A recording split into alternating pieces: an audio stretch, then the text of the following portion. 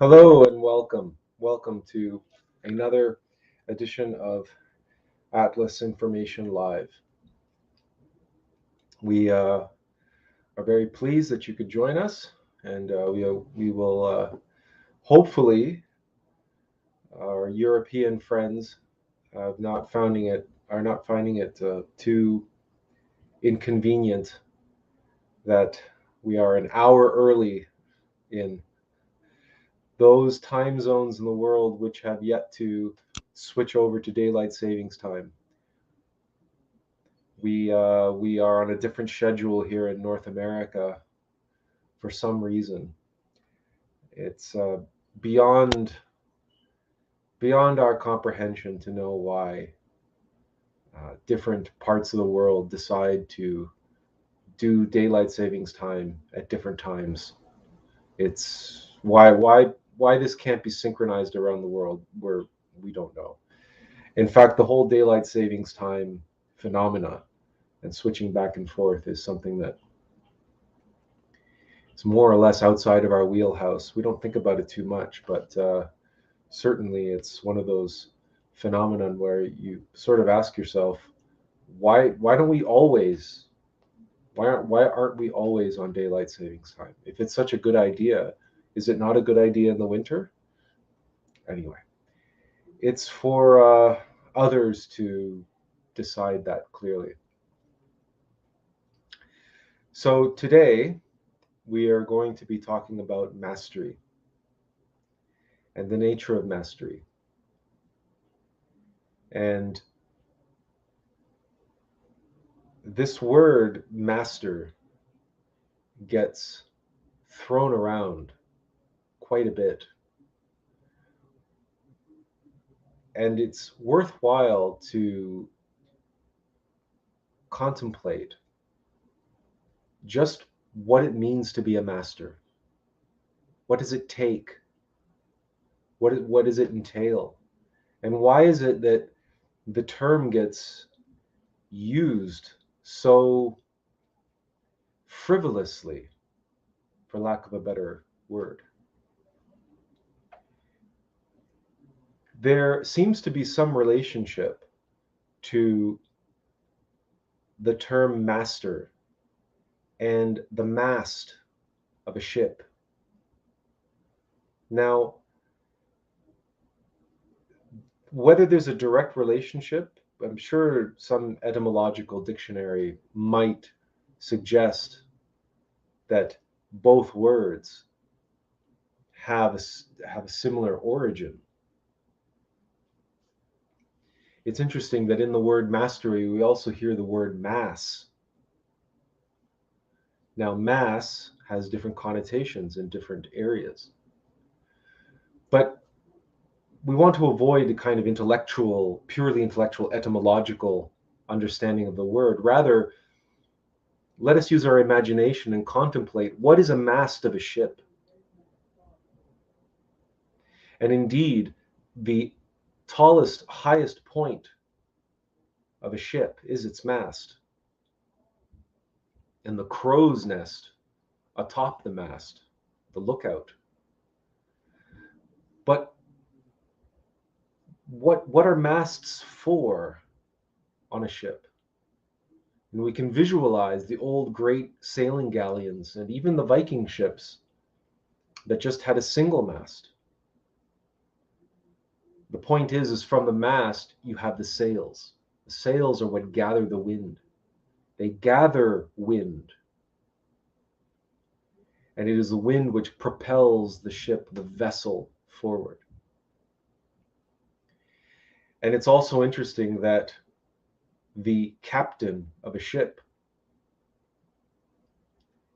is also known as its master, as in the film from a few years ago, perhaps even a decade ago now, Master and Commander, The Far Side of the World, starring Russell Crowe,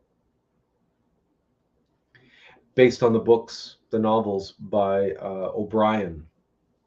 The author's last name is O'Brien. We can't remember his first name, but he did a whole series of novels. about that part of history and sailing on the high seas. The golden age of sail, so to speak. So the mast is like the backbone of a ship, insofar as it gathers the wind in its sails and propels the ship forward. It is also the highest point, or it's the way to reach the highest point on a ship. And it relates directly to being the master of the ship, because of course, without sails, without the ability to capture and gather the wind, to harness the wind, sailing ship doesn't go anywhere.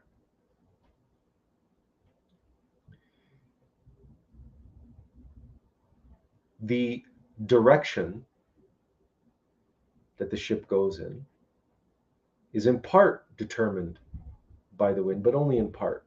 It's mostly determined by the rudder. In other words, regardless of which way the wind is blowing, the ship is able to go more or less in the direction that it chooses. Again, that is a function of how the sails are oriented about the mast. To truly know how this works, and to truly make this happen on a sailboat, requires experience. No one can climb aboard a vessel, a sailing vessel, completely green, even if they have read every single book ever written about the art of sailing.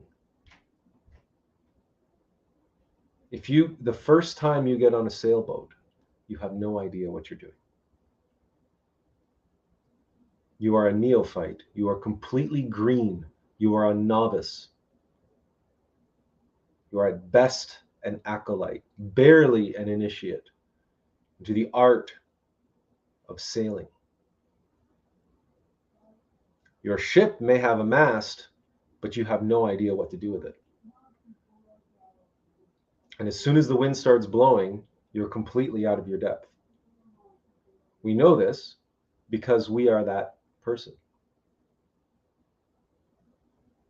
We are not an expert. We are not a master sailor, and we will never be. That is just simply not in the cards for us. So the master sailor, the master captain, one who knows how to harness the winds, to direct his vessel and take his vessel in the direction that it needs to go, and to maximize the speed and efficiency, the safety, the longevity, and all those other aspects of practical survivability. But if that individual is a competitive sailor, a competitive yachtsman, perhaps is the term that they prefer, then speed is also of importance to them, and other factors as well. Again, we're not a yachtsman. We don't participate in competitive yachting, nor do we watch it, nor do we follow it. Our knowledge of it is not enough for us to speak intelligibly about various different details of the sport or the activity. We are nowhere near mastery. But we know enough of the analog and the relationship between the mast and the vessel, and how the mast holds the sails to gather wind, and in that sailing, the mastery of sailing involves that relationship, the relationship between the wind, the sails, the mast, the vessel, and the captain, the sailor, who must somehow make all of these things work together. And to the degree that they have dedicated their lives to the experience of that, they can become a master of that vessel and a master of that activity, a master of that sport, a master yachtsman.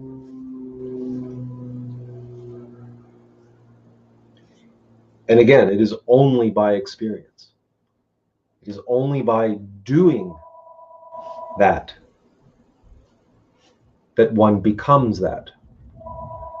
One cannot achieve mastery of sailing by reading books or attending lectures or contemplating or even meditating and imagining,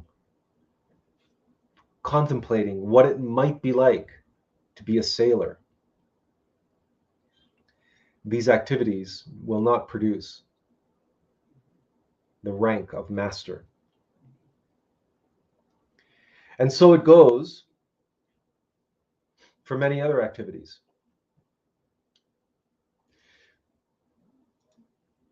By the way, before we continue, here is the link. If anybody wants to join the stream as a guest, please feel free to do so. There's the link. Kai says,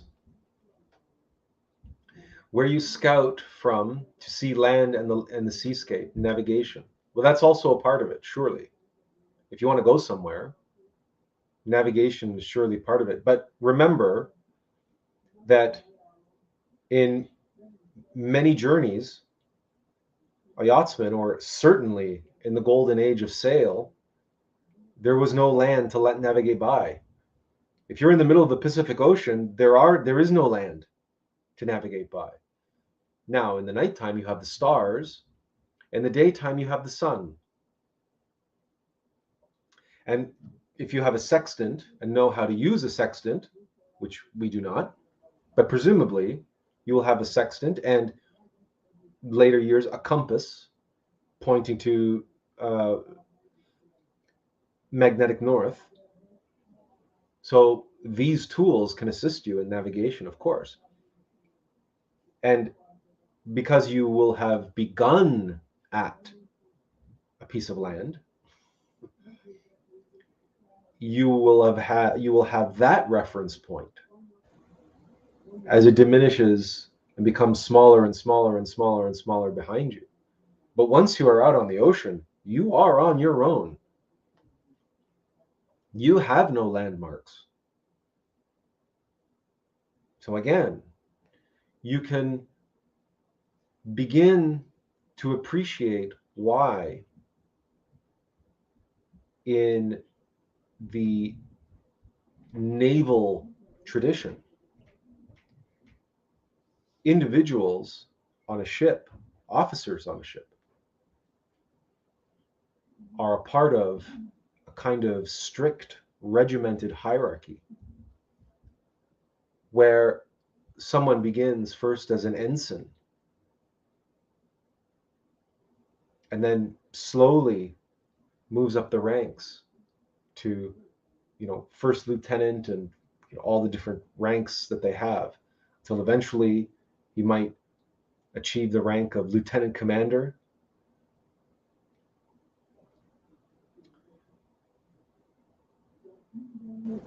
Long before they ever reach the rank of captain,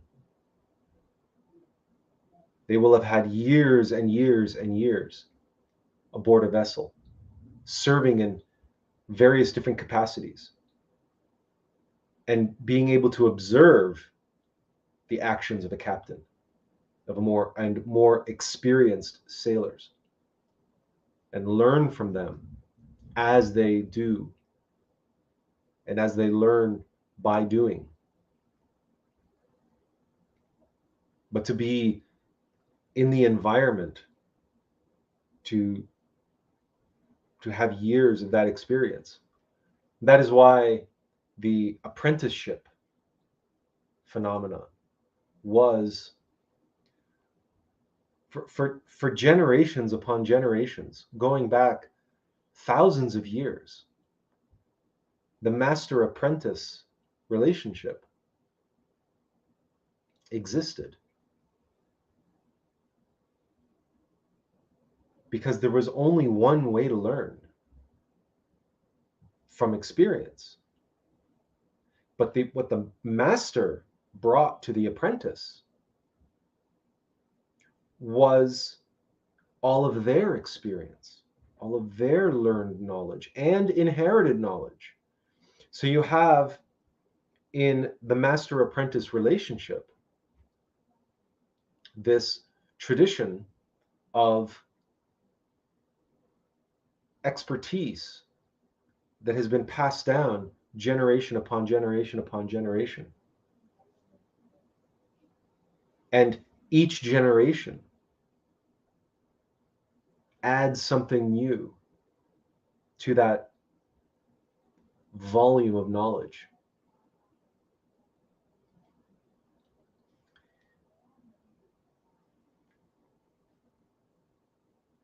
Mastery then is in every field, in every endeavor. Mastery is a function of self-evident experiential knowledge. Now, it might not be self-evident to us who are not involved in that area of expertise, but were it explained to us, were it shown to us, and if we had some sort of foundational knowledge with which to appreciate and contextualize that knowledge, very quickly things would become self-evident as they were revealed to us. For example, if we were an apprentice woodworker, an apprentice potter, an apprentice blacksmith, an apprentice plumber, it doesn't matter. If we were an apprentice working with a master, at the beginning, it may not be self-evident to us why the master does things a certain way. But as soon as he showed us, or as soon as he explained to us, and more specifically, as soon as he showed us why, what happens if we don't do it that way,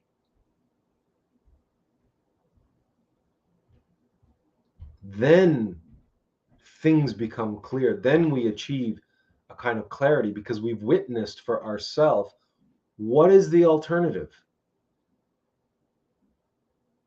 What is the alternative? What is the outcome? What are the results if we do not follow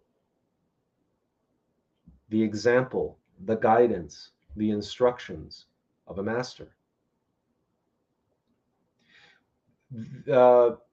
Literature, history, perhaps your own experience, is filled with hot-headed apprentices who believe they know everything. They believe that they're God's gift to whatever it is that they're doing. And in many cases, they do have some natural affinity or some ingrained talent related to that field. And sometimes these hot-headed apprentices go on to completely revolutionize that field. There's no question. But many times, these hot-headed apprentices also learn the hard way that there is good reason why things are done the way they are done, and there is a good reason why masters and instructors offer the guidance and provide the guidance that they do. But many will question or dismiss such guidance, such experience, such wisdom, and prefer to follow their own theories, their own ideas, their own beliefs about how it can be or how it should be done, how it would be better. And very often, those choices, the choice to discard the experience of others, the experience of masters, results in those neophytes, those acolytes, those apprentices,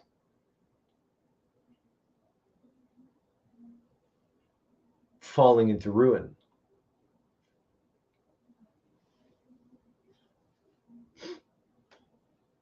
Not always. Sometimes the neophyte, the apprentice, truly has a powerful intuition or a powerful insight as to how to improve things or how to do things differently. And sometimes they can revolutionize their field. Doesn't matter what field that we're speaking of.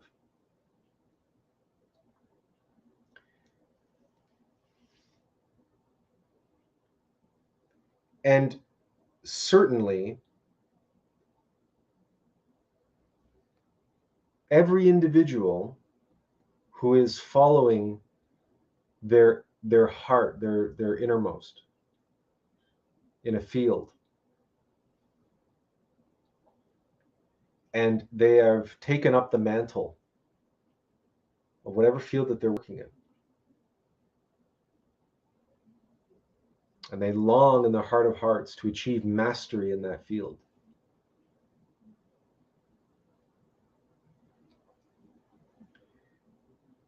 Every individual brings a unique individuality to the practice of that field. This is perhaps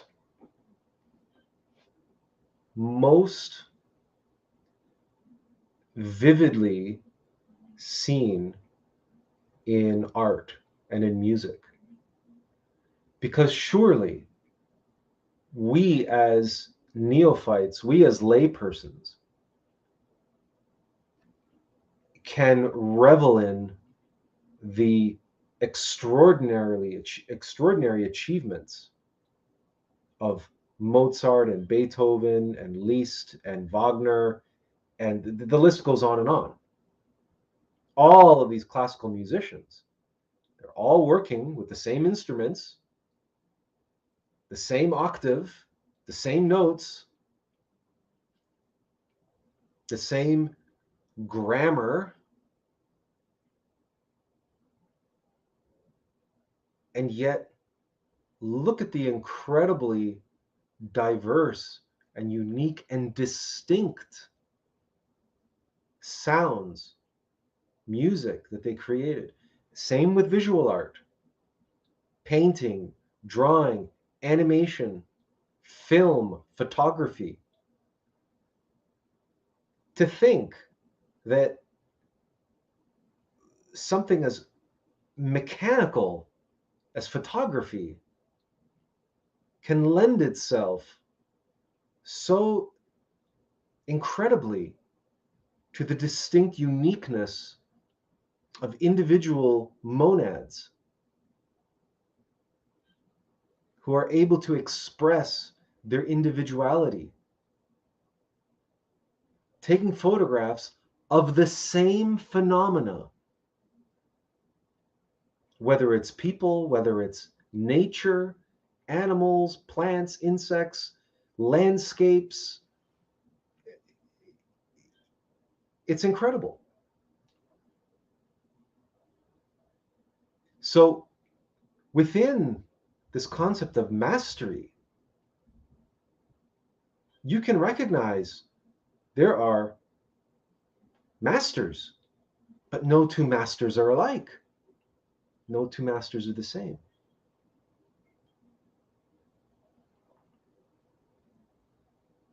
But one thing is clear, is that you know the work of a master when you see it or when you hear it. For the most part, we can sense that, we can feel that. we can experience that. We can know that. We can know that we are interacting with someone who devoted their life to this pursuit. And they were a master of it. And the proof is in the pudding. And even though their work is unique among all others, they are no less a master. In some cases, they are more masterful than others. Because mastery, as we explained before, is a question of degree, and it is a question of a hierarchy. The more experience that we have, the more masterful we become.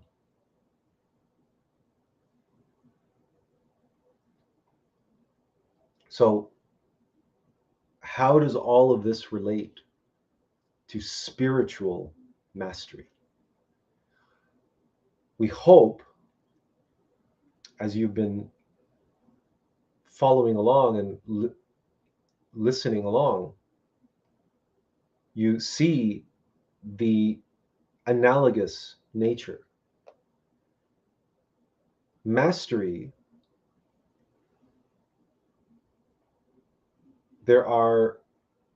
mastery is always a question of level. And to be a master of a physical phenomena, a physical pursuit, it requires a great deal of skill and a great deal of time and dedication and all the rest of it. But it's at a different level than to be a master of a metaphysical pursuit. So let's put this into context. How many master plumbers are there in the world? How many master bakers, master potters, master goldsmiths, blacksmiths, nurses, doctors, masters at what they do, master lawyers, masters at litigation, masters at writing law? How many? Could we even put a number on it? Even if we could somehow take a census, a worldwide census, how about master chefs? Now, how many master musicians are there? In the classical sense. So go back over the centuries and collect all of the master musicians, all of those composers who wrote symphonies and operas and all of that music which we still listen to this day. Some of the most beautiful, most challenging to play, the most moving, and collect all those master musicians and recognize that those few hundred individuals span over several hundred years,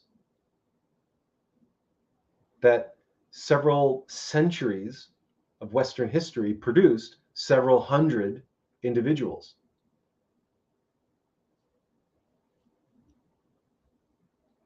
But if you were to add up how many master bakers those same centuries produced, or master tailors,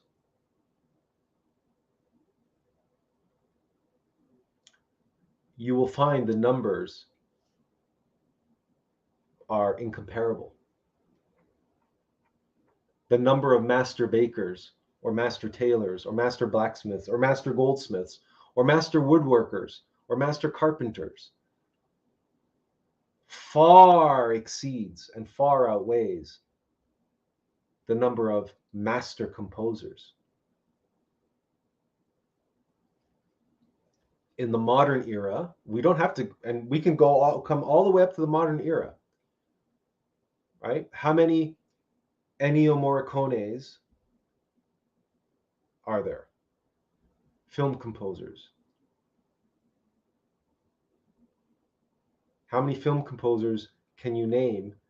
And of the great Hollywood scores, right? How many John Williams are there? Of the great Hollywood scores, the ones that immediately come to mind that you can hum off the top of your head, how many of them were composed by a handful of composers?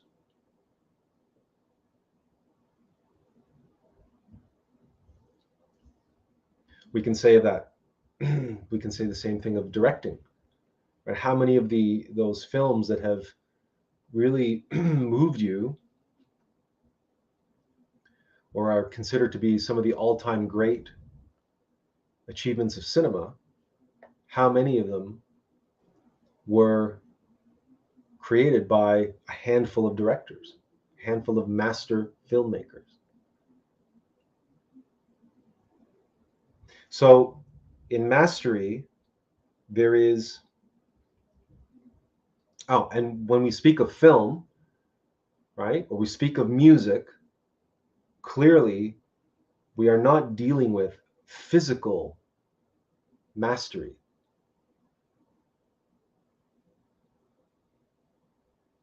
A master woodworker, yes, there is artistry there, of course. There's imagination. There's a unique approach, technique. All of these things come into it. But a master technician is not the same as a master artist.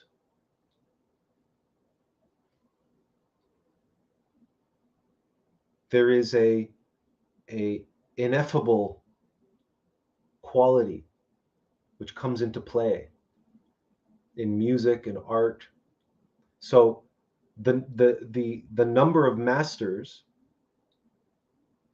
as soon as you move out of the physical realm into the metaphysical realm, and you can argue that an artist, like a painter or a musician, has one foot in the physical and one foot in the metaphysical, because after all, the music has to be played on something and it has to be heard. The film has to be shown. The painting has to be hung and seen. It has to be painted. There's a technical element to that. It's like, wow, a master potter. And that's why pottery is one of these interesting things where there are many, many, many, many potters around the world. There's many, many goldsmiths around the world and many jewelry makers around the world. But then there's this, elite club of potters and jewelry makers and goldsmiths and so on, whose work is in museums. Now, you can argue there are different reasons for that, just like you can argue about the validity of certain art and art forms, visual art mostly. It's difficult to argue the relative value or artistry or mastery of musicians. That's why music is a much better example, because even though in modern times a lot of truly garbage music can be made popular, but music is something that it's not like a piece of art where the actual physical thing costs millions or tens of millions or hundreds of millions of dollars. Music can be appreciated and played by everybody. Arguably, you can have photographs of great art and they end up on the internet and they can be seen and appreciated by everyone as well, but it's really not the same. But you can listen to music and the recording of music and the playback of music. Music is difficult to fake. Greatness, mastery of music is difficult to fake. Whereas, as you probably know, there's a long and colored history of art forgers and art forgery, where individuals pride themselves on their technique and their ability to reproduce great works of art to the point where even experts are fooled and even museums are fooled. So this whole question of mastery and what is a master and what determines mastery, when you are in these realms where the physical is involved, all kinds of phenomena start getting blended in and start muddying up the waters. Ironically, a master forger is just that. They are a master at what they do. They are a master at forging paintings. Now, are they a master artist? No, they're not a master artist. They're a master forger. That's the whole point that we're getting at.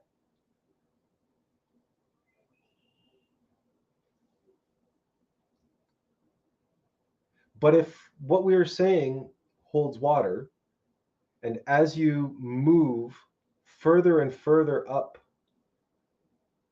the spectrum from gross physical, more dense, to less and less and less dense and more subtle, till eventually you're in the metaphysical realm. And even in the metaphysical realm, you start moving into the more subtle and more subtle and more subtle and more subtle. The numbers of individuals who are able to achieve genuine mastery gets smaller and smaller and smaller and smaller and smaller.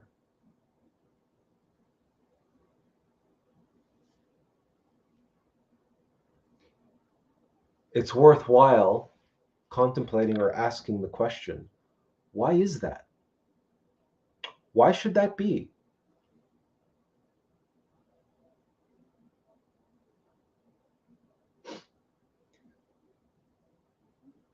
If anybody has any questions about that or thoughts on that, we'd be eager to hear them. Kai also jumps in here with a comment saying pride and false knowledge lead us astray. Many, many things lead us astray, including, of course, not just pride, but all of our egos. But yes, pride and false knowledge, we can perhaps elaborate on that and call it theories, opinions, beliefs, ideas, concepts. These are all false knowledge. False knowledge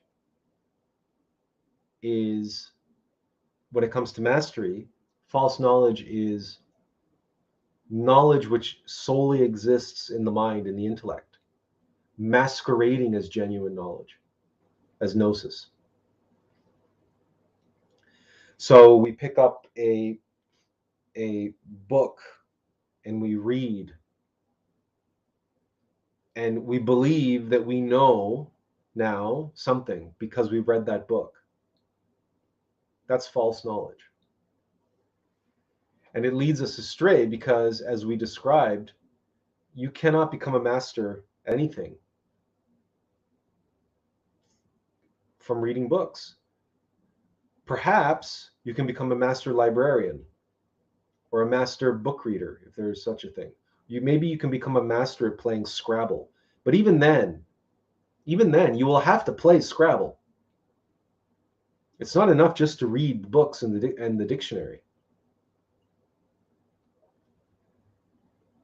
Even to become a master librarian, you'll have to work as a librarian. You'll have to apprentice in a library.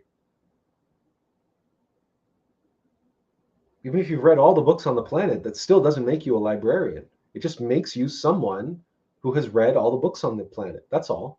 That's all you can be, until you step into an actual field of effort and start living and start doing in that specific field.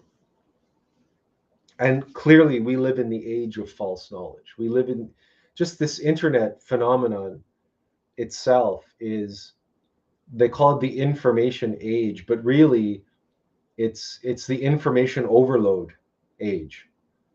And it's not a knowledge age. It's an age of false knowledge, because you can find as many different opinions on matters of health, probably is the biggest one. And you can find as many different opinions telling you to do the opposite things. And different things, and everybody believes that they're right, and everybody can back up their position with all sorts of statistics and scientific analysis and meta-analysis and all of these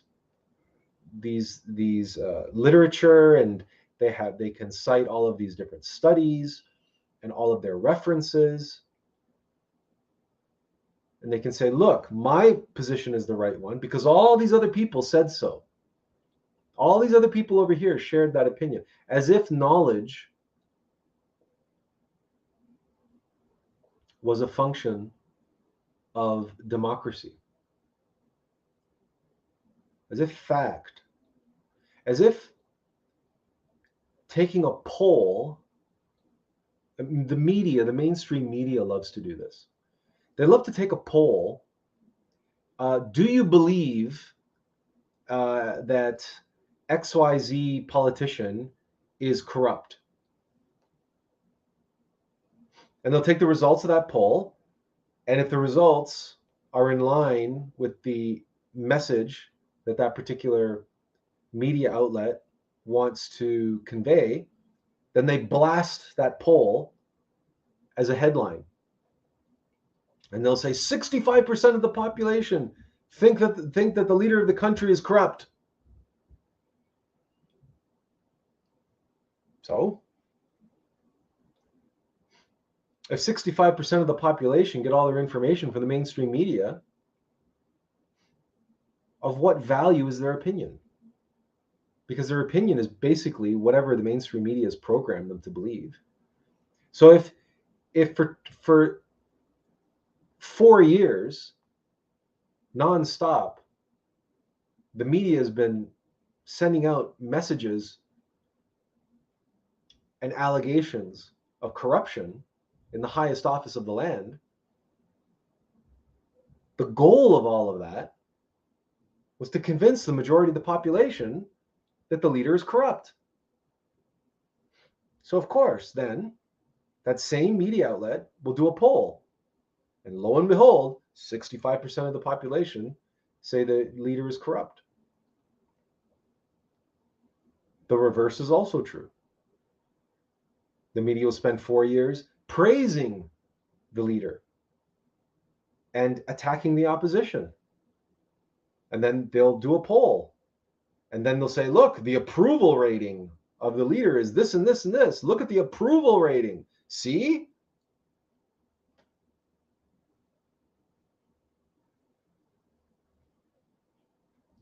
And in the field of science and scientific inquiry and intellectualism, this same standard holds true for some bizarre reason. If you get enough indoctrinated scientists saying that a certain thing is true, then it must be true. But they're all indoctrinated scientists. They're all using the same methodology. They're all arriving at the same conclusions. Why would that surprise you?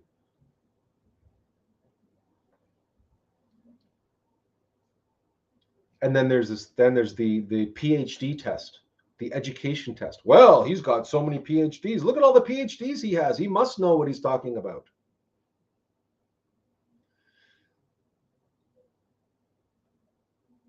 We happen to have a degree that's known as an MBA. And we're sure you know that MBA in official circles stands for Master of Business Administration. And we can tell you from our experience of attending the business school and knowing the other individuals in that program, not just the individuals in the program, but the professors in the program, we can tell you that MBA stands for mediocre but arrogant. In some cases, major bad attitude. That's what MBA stands for. There's no mastery of anything. In fact, when you consider it, master's degrees are below doctorate degrees. PhD. Now you can be a doctor of something. You can be a doctor of anything. So that you can call yourself doctor. I'm a doctor of philosophy. I'm a doctor of this. I'm a doctor of that. I have a doctorate, which is above mastery.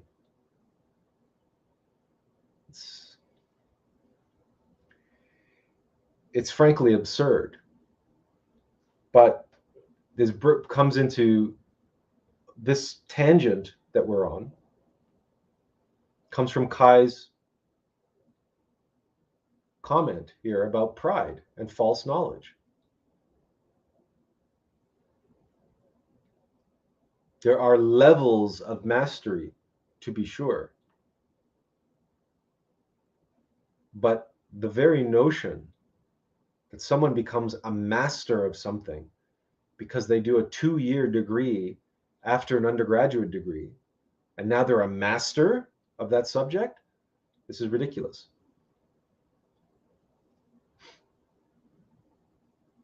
It's ridiculous. It is untrue. It is false. No one can become a master at anything by reading books and writing papers and writing essays. It's impossible. That's not how you become a master of anything. But we have to recognize that the academic system is a business, just like any other. And the product that they are selling, that certificate, it's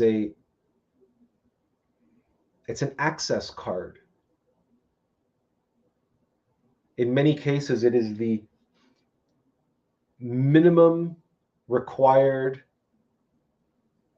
membership card, right, to gain access to a certain level in whatever field. And it's all academic fields, all intellectual fields. And then there are other entrance levels above that. So once you have your PhD, that's one thing, but then you have to become published in a peer-reviewed scientific journal, for example, and so on and so forth. You have to have various different accolades and milestones. And the more of these accolades and milestones that you accumulate, the greater your reputation. And the greater your reputation, right, the more that others believe you to be a master in your field, the more respect that you gain and the more people will listen to you, because people believe, because you have all of these accolades, you've dotted all these I's and you've crossed all these T's and you've checked all these boxes. And the more boxes you check, the higher up you can ascend.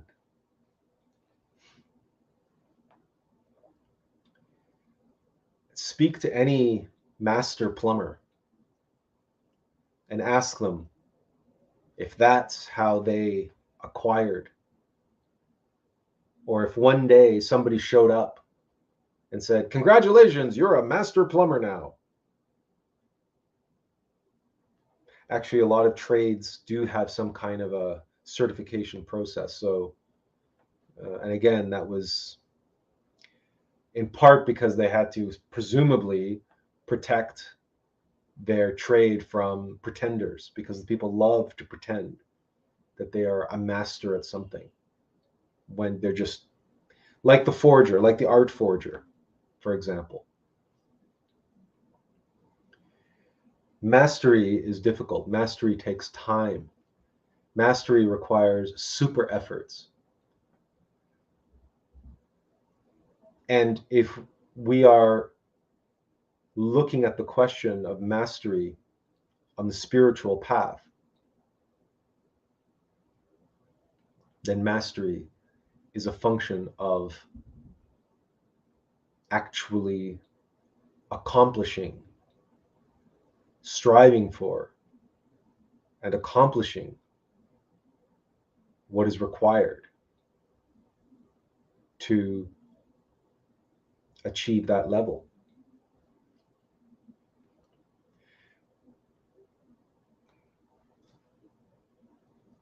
We mentioned the academia, but we might as well mention one of the most disconcerting and gratuitous uses of the word master.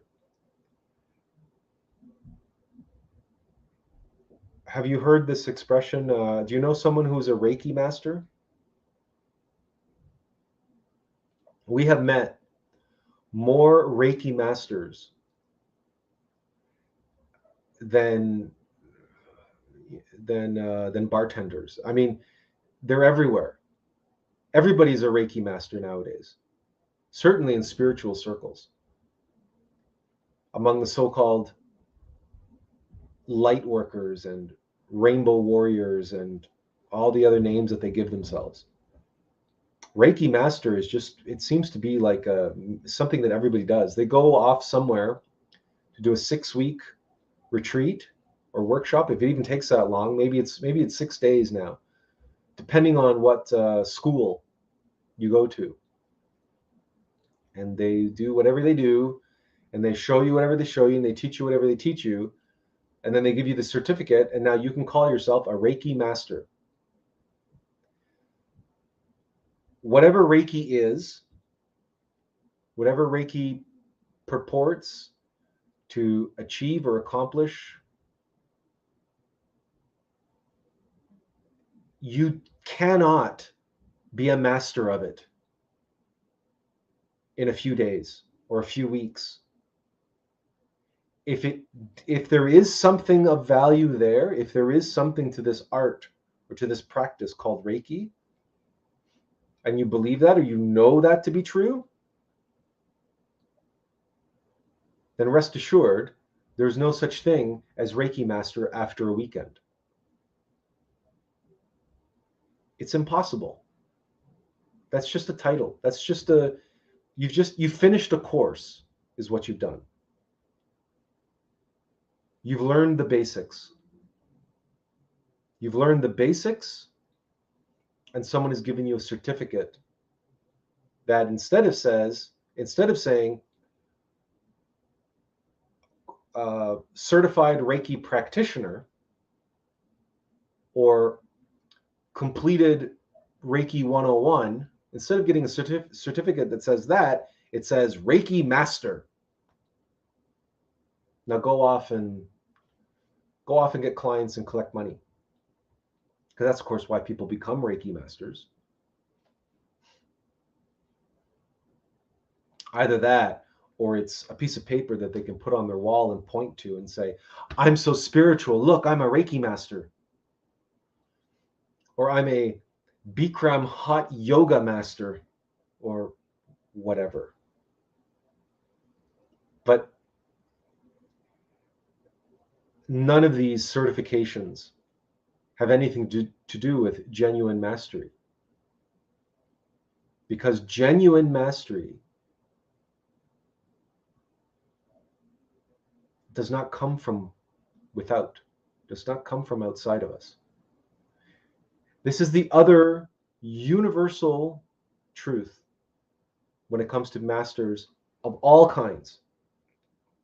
Mastery does not come from outside of you. No one can give you mastery. No one can make you a master. No one can impart unto you that which is required to become a master. They can share with you their experience, but receiving that shared experience doesn't mean you have that experience. You only have an intellectual understanding of somebody else's experience. That's all that you possess.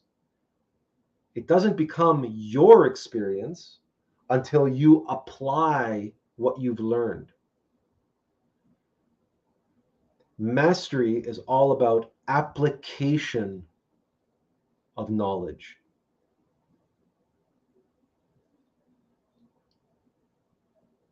A master knows how to apply and when to apply what they know. Which means even if it's not enough to gain experience, we talk about self-evident experiential knowledge, that which we seek. Yes, that is what we seek. Gnosis.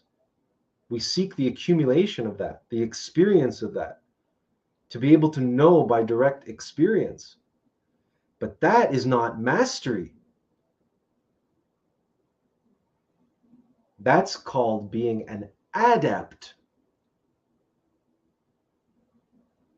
Someone who is adept at learning through experience. That's at best an apprentice, an adept, a good learner, a fast learner, or a sponge. We all know individuals like this. We might be an individual like this, where we can go into an area or a field, whatever it is, and we just absorb. We just want to learn everything. We want to know everything. And we read and accumulate and we listen and we just suck up like a sponge all of this other like knowledge, what other people have experienced and their wisdom, what they have, how they have expressed it, how they have talked about it, et cetera, all these different experiences. And we just want to absorb it and soak it all up. And we can be very adept at that. But that is not mastery. That's not mastery.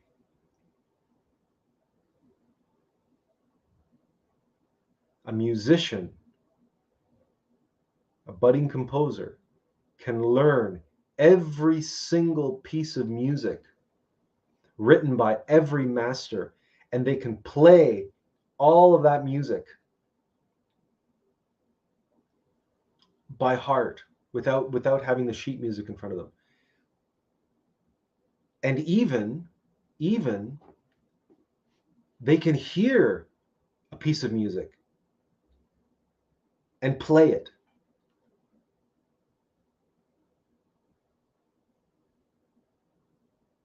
They are still not a master musician, certainly not a master composer. They can be a master pianist. They can be a master player of music. So they can be a master musician in that sense.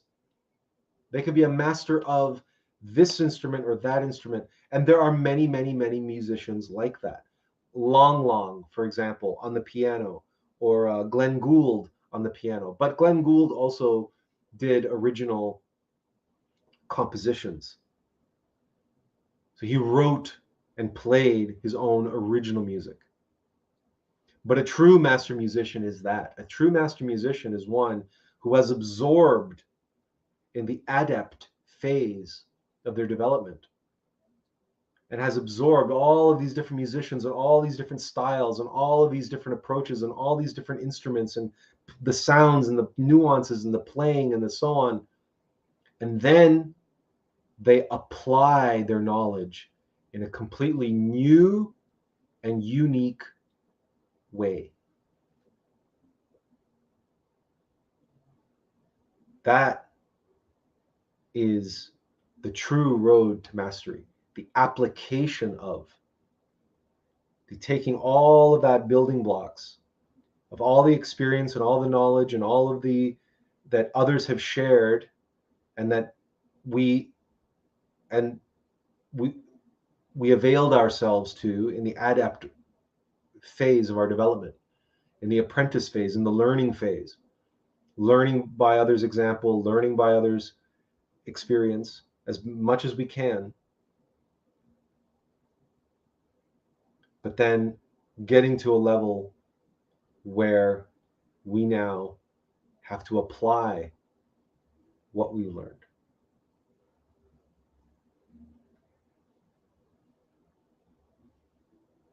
And that application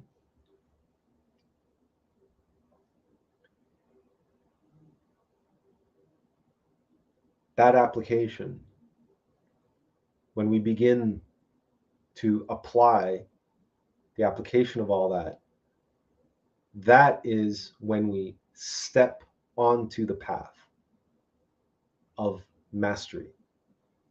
But we are still nowhere near being a master. We just enter the door to the path, which, if we continually apply ourselves,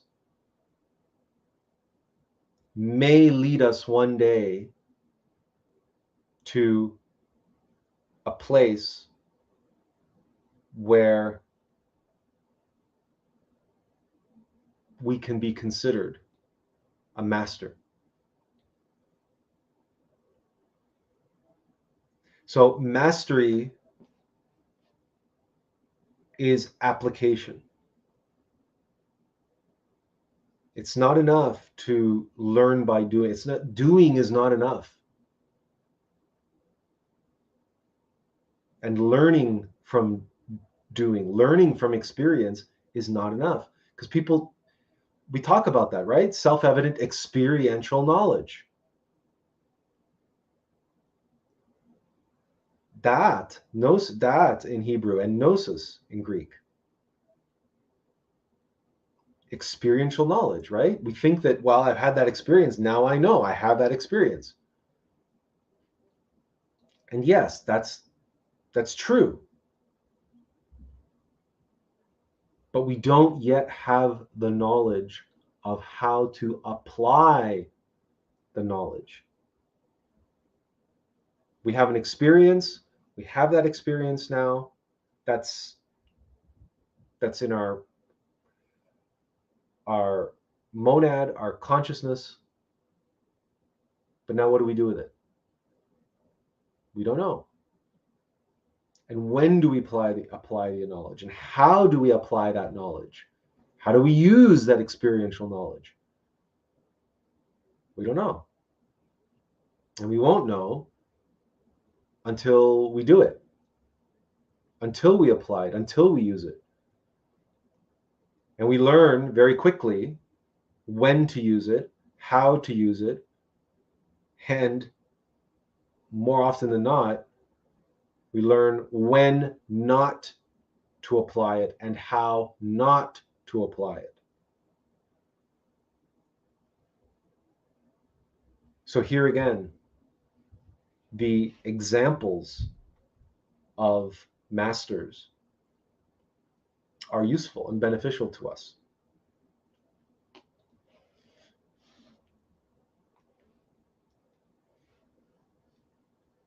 In spiritual terms, there are two things to keep in mind when we turn to masters as guides. The first thing is all masters apply the teachings, apply the knowledge a certain way, in a certain time, in a certain place, according to the idiosyncrasies of the time and place in which they are in.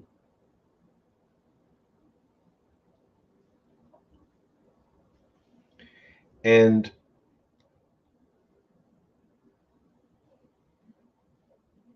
it is tempting as one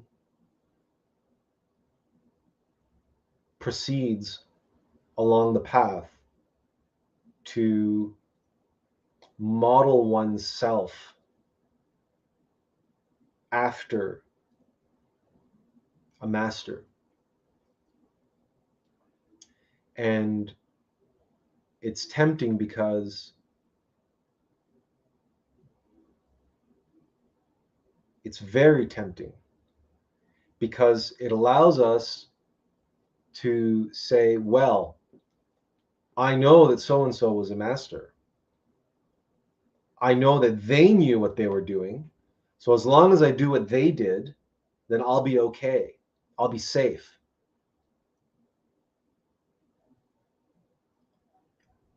Then I will be able to respond to others who are questioning my approach. And this is a powerful temptation. We know because we've experienced it personally. And we constantly face the struggle, the pull between the heart and the head, where the mind will tell us, well, you know, there are literally thousands upon thousands of pages of esoteric stuff that you haven't committed to memory. And you can be talking about this and you can be talking about that. And why haven't you, and why don't you, you could be talking about the Bhagavad Gita, and you could be talking about all the books of the Bible, and you could be talking about all these things. You can be talking about all the things that Master Samael wrote about in the Three Mountains and all the different initiations and all of the stuff in the supernal worlds and on and on and on. This countless esoteric stuff that goes on and on and on that Manly P. Hall wrote about, that even Joseph Campbell wrote about, all the different religions, all the different mythologies, all the different, right? There's so much out there. And we're constantly fighting this demon of fear and control that's trying to convince us that we need to go down that path, because that's what look at what all these other masters did. Look at all the knowledge they had, and look at all this stuff,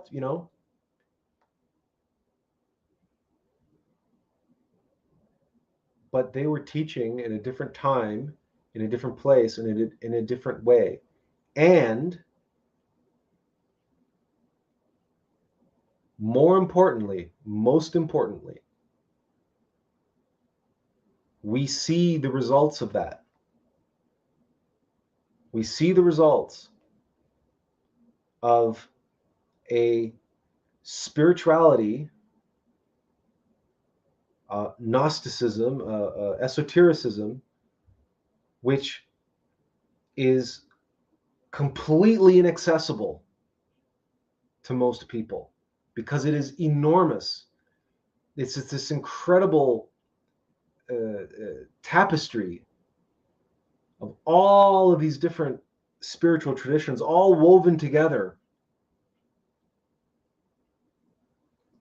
And someone approaching this doesn't know where to begin.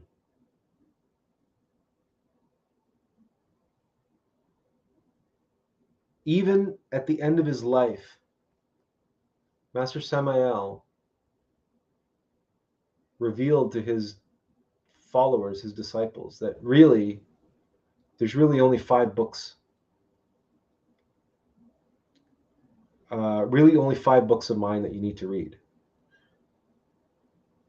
I've written over 60 books, give thousands and thousands of hours of lectures, but there's really only 5. And if you really can only read one, then read Revolutionary Psychology, which is this thin. And Taoists would say, read the Tao Te Ching, which is that thin.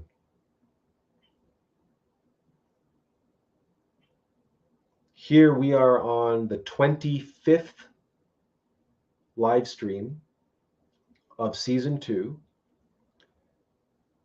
talking about mastery. And our live streams average anywhere between 2 and 4 hours, somewhere between there. And our focus is on what you need to know and what you need to do in order to be. Occasionally, we will draw in from other sources and we will turn to other instructors and other resources and other masters and things that they have said, because there are some beautiful quotes, or we need to bring some strength or support to what we are saying, so that that we're not making it up.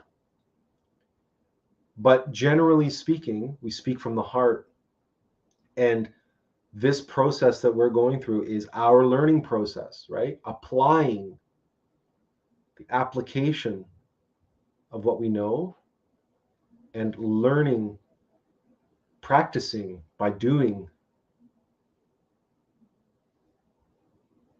What is the message and messaging that is most beneficial to people here and now, in this time, in this day, in this era of information and misinformation, disinformation, information overload?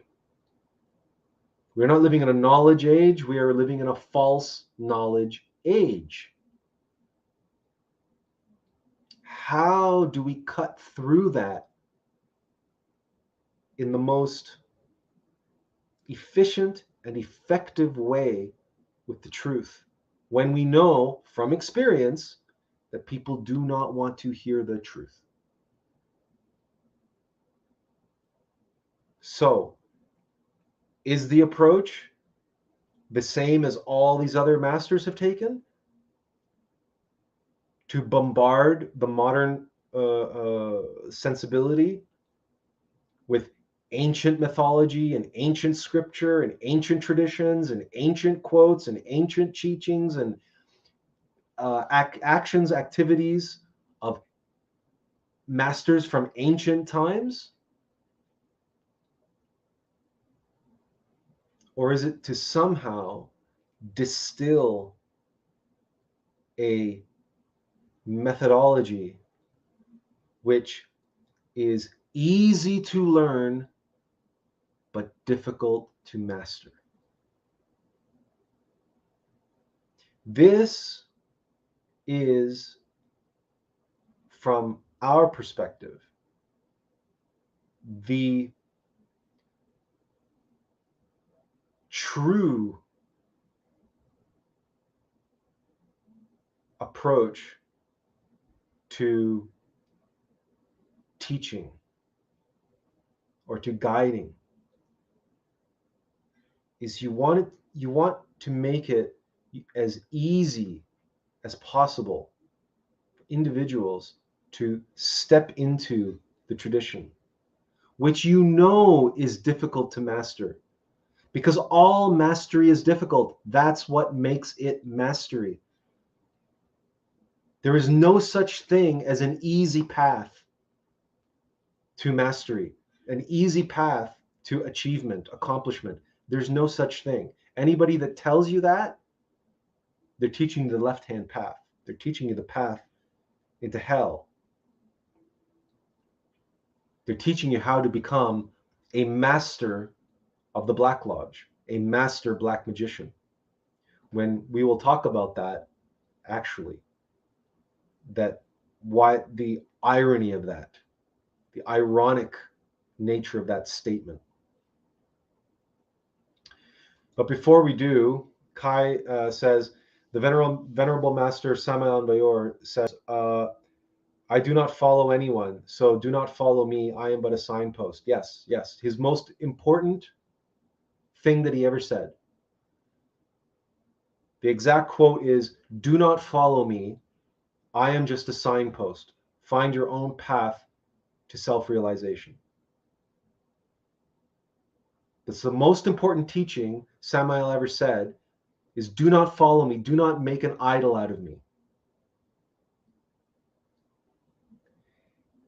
And Kai follows this up, says, learning discernment, following our intuition, following our innermost. Exactly.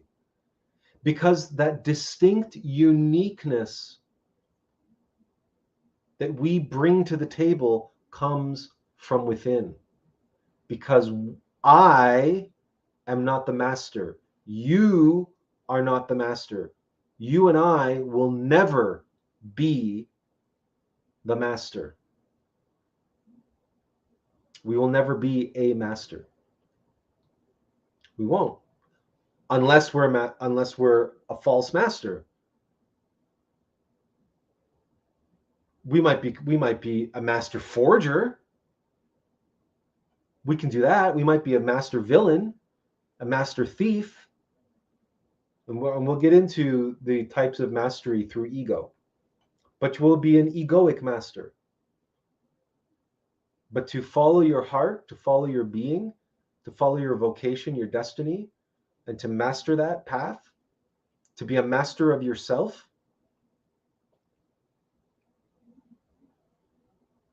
is to become one with your innermost master. To be a vessel, to be a servant of your master. The true master. And all apprenticeship and all adept level and all learning through experience and all gathering knowledge and information and study and practice and all application of. Kai's word here, discernment, is key. Because application, again, implies when and how to apply what we've accumulated. If in the accumulation phase we've learned, we've studied,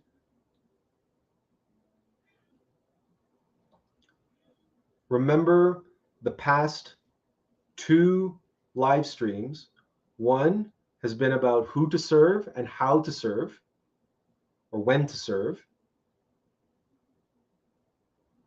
And last week was the difference between white magic and black magic.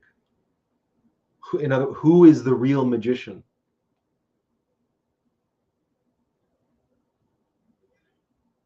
So again, there's a theme, right? We've been developing in different ways, looking at this same theme, the same aspect from different directions, using under different names, different aspects, different titles. But we're coming down back to the same phenomena. Mastery emerges the more we become one with our innermost being. And the more our words are his words. And our actions are his actions. And how do we achieve that? By being. By learning how to be. And if you've studied martial arts or an instrument or anything that through practice, over and over and over, practice, they say practice makes perfect. That's this cliche that everybody knows and everybody's heard.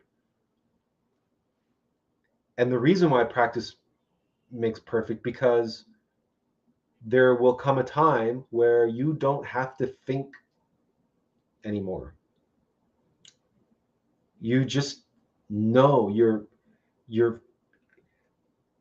even something as simple as typing, touch typing, or playing the piano. Your fingers just seem to know where to go. It happens naturally. It happens almost automatically. But so your attention, your consciousness becomes more absorbed with these subtleties, these nuances. How are you pressing the keys on that keyboard? When? On which note? For how long? How many microseconds? But you're not intellectualizing any of this. You're just feeling it. You're just in it, absorbed into it. You're one with that piece of music. Or if you're a dancer and you're one with that movement and that dance, or you're dancing with your partner and you become one with them. And it's this alchemical, magical union where your physical bodies and any physical aspect of what you are doing becomes secondary as you are raised up into a metaphysical level of being, where you are now in the world of essences and you are a soul. And through that activity, you are awake and you are conscious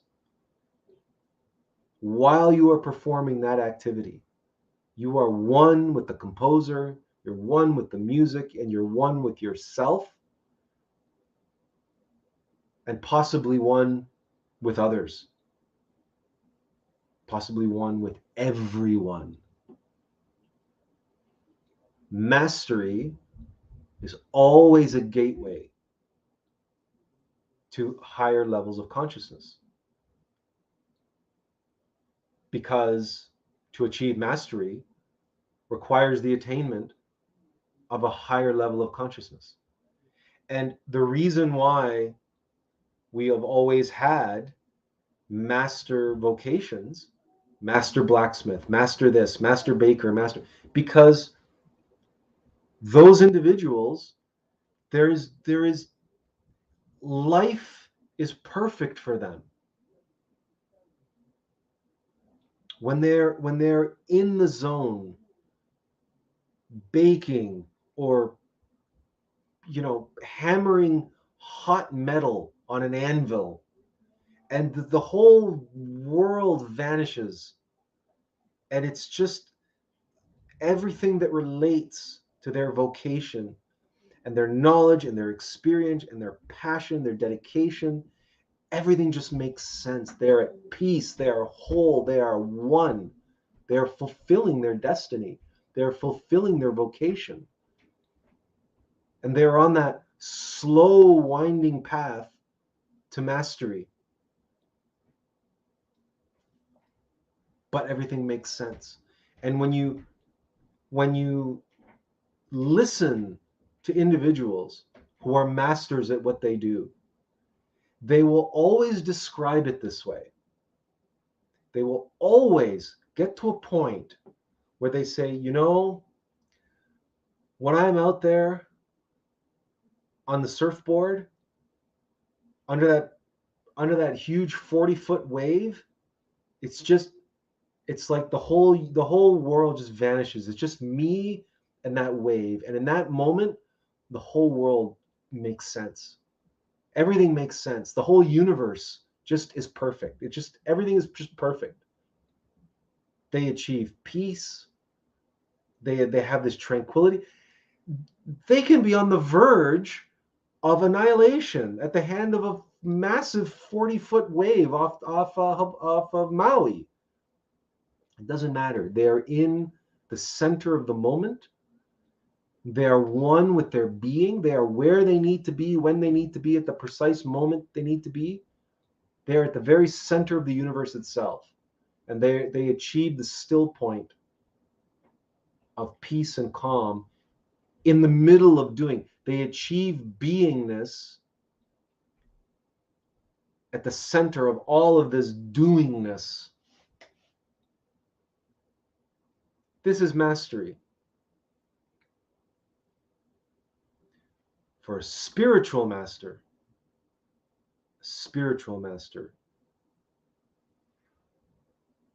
achieves that all the time.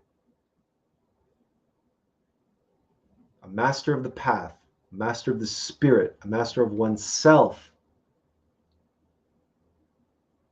always feels themselves in the center of the universe, in the center of the moment where everything is perfect. And they're at peace.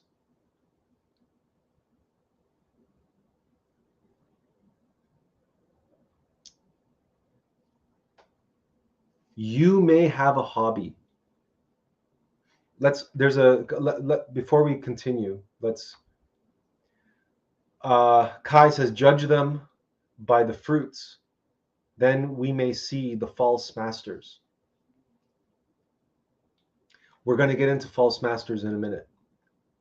But again, before we do, again, why all this? And this, hopefully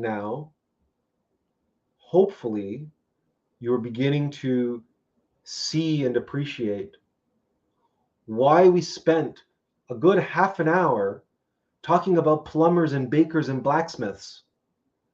You might have been sitting at the beginning of this live stream going, what the hell is he talking about? Plumbers and bakers and blacksmiths and sailors and ships and masts and sails and gathering the wind. Well, because to gather the wind, by the way, is related to knowledge. Wind is related to mind. You gather the wind, but then you harness the wind. And how do you do that? In order to move your vessel, you must apply the wind that you've gathered in your sails on your mast. And why are we talking about all these things? Even surfing, or how about skateboarding? How about playing video games? If you've read our blog article on video games ascending to higher art, in that article we describe an experience of playing a game called Soul Edge on our PlayStation 1. We were in Japan, and it was late at night on a weekend, and we were just on a roll, and we were just playing, and we went into this meditative zone, this meditative space, and we were playing this mano a mano sword fighting martial arts game. And we just somehow, we're in this semi-sleepy state, this meditative state. We sort of just sort of relaxed and surrendered ourselves to this process, not worrying about anything, not worrying about winning or anything like that. And we slipped into this place where all of a sudden we became one with the programmer of the game. This is a true story. You can read about it. We'll pull up the article in a minute, and then we'll share with you the link so that you can read it for yourself if you're interested. But once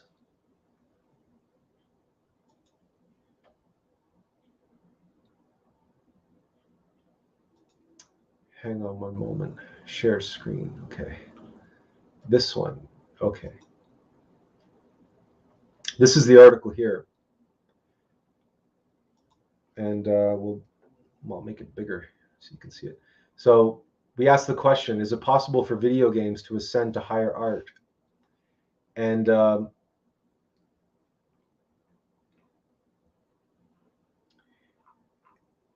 anyway, we'll tell you the story, and you can go and you can read about this on your own time if you're interested.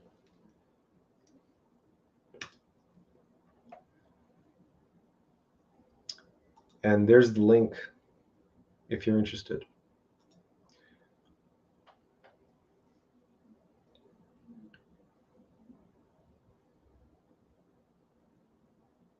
We connected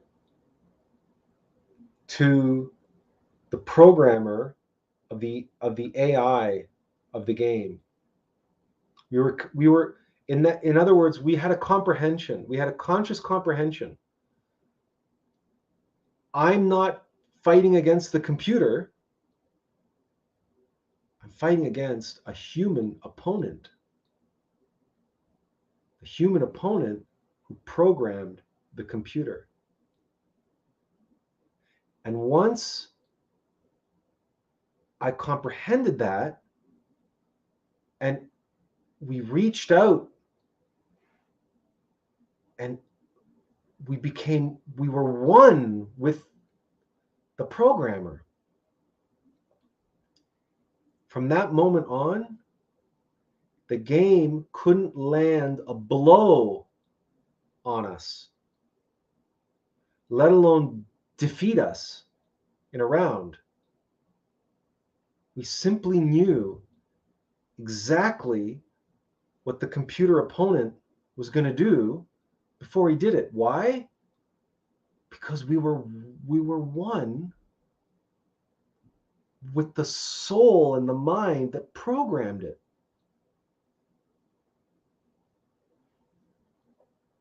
This connection to one other soul was a gateway, was a little, it's like, if you can imagine an archaeologist who has dug a hole and is trying to break into some grand underground chamber. And at first, when he breaks through, and he gets a little crack through the wall, the little hole that he can peep through, and he can see the little glints of gold and of the grand chamber, right? But now what does he have to do? He can't go through that little hole yet. So he has to make it bigger and make it bigger, and that's what we did. We used this connection through a video game. By playing a video game. Kai said, judge them by their fruits, by their works. Through the works of this creator and that whole team that created a work of high art, by interacting with that in a meditative state and comprehending the high art nature, the grand archetypal vision of that interactive game, that interactive entertainment, but that interactive art form. And by putting ourselves in the right meditative state of consciousness and comprehending what was really taking place, is that you are not battling a computer here. You're battling another human being who programmed it. That connection with that other human being, we then rightly contemplated, say, well, If we can connect to one other soul, to one other human being, to one other mind, why not everyone? And that's exactly what we did, and that's exactly what happened. We took that little hole and we broke it through, and we broke it down, and we revealed this grand, beautiful archway into this incredible inner sanctum, this inner chamber that had been long lost to us in this lifetime. And we had our most profound spiritual experience in Japan that lasted 72 hours. We were one with every single human being on the planet and beyond. And we just kept discovering that this chamber and this gateway kept getting bigger and bigger and bigger and bigger.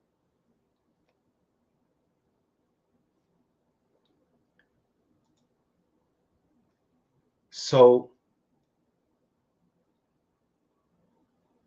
mastery of any activity that you do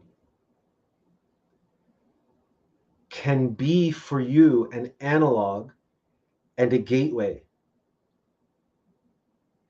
And many people prefer to use psychedelics or take substances to get them into a place where they can have these types of experiences.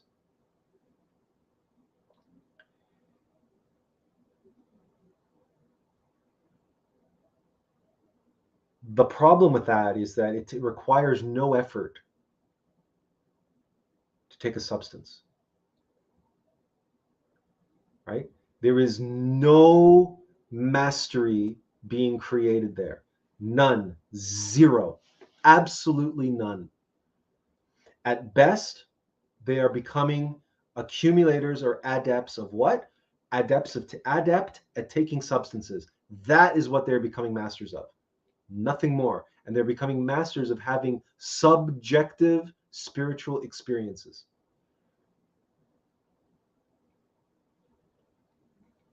They did not make the effort to enter into a heightened state of consciousness. They did not make the effort to become a master at something.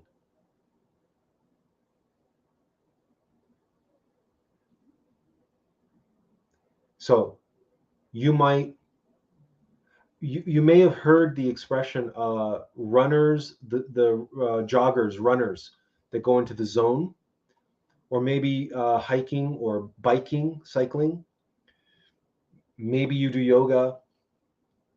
Maybe you like going dancing. You mean like real dancing, ballroom dancing. Maybe you like doing ballet. Maybe you like doing working out, or woodworking, arts, crafts, painting, music, playing music, listening to music. I mean, there are any number of hobbies and activities that exist, and that there are things that perhaps you participate in which you've never thought that you could do in a professional way to make a living, perhaps, but you're drawn to for some reason. You feel the pull, like Kai said. You have the discernment, you follow your intuition, you follow your heart. And maybe it's sewing, or weaving, or macrame, or pottery, or again painting, or cooking, baking. I mean, there's no limit, right? There's no limit to what it could be. But in this article of ours, we share with you what for us was one, right? Was playing video games. But we were not, by no means are we an expert video game player. And we also point out in that article, the vast majority of video game players will never experience the kind of experience that we had. But that's because they don't play video games. They play video games for entertainment value, and they play it in a mechanical way. and they can become really, really, really good at it in a mechanical way. But we weren't playing this video game in a mechanical way. We were playing it consciously. So if there's something that you do, that again, here again, right? Mastery. Mastery. What's the difference between an adept and a master? There's another way of being an adept. Or this is another aspect of being a false, this quote that Kai gave us, judge them by their fruits, and then we may see the false masters. What is a false master? A false master goes through the motions, right? False master can hit the high notes, can play the music, he can play technically perfectly, but he's a technician. He's not an artist. He's a technician. There are many. Our father was a director of manufacturing of a shirt company, and we worked with him. And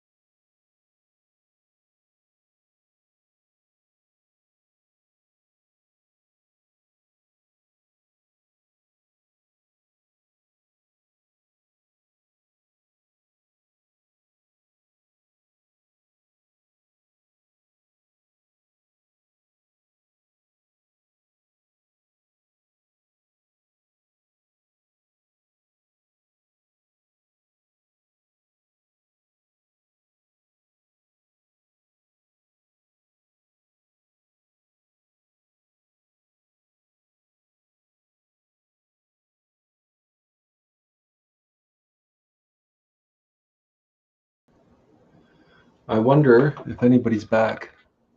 Nobody's back.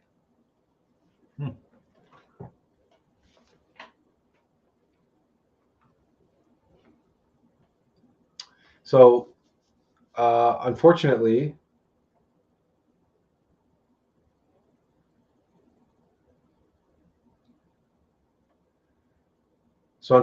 we had a crash.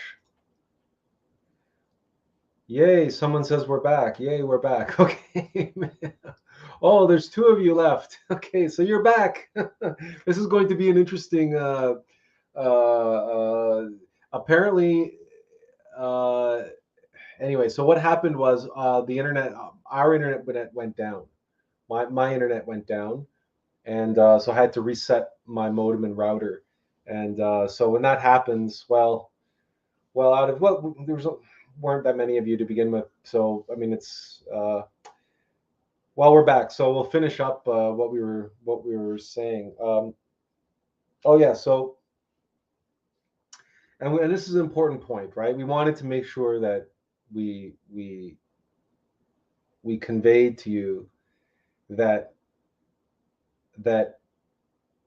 mastery can take place in many mundane, sort of seemingly frivolous, or like in material ways and physical ways. And as we said, there are many, many, many, many, many, many, many masters of many practical physical things.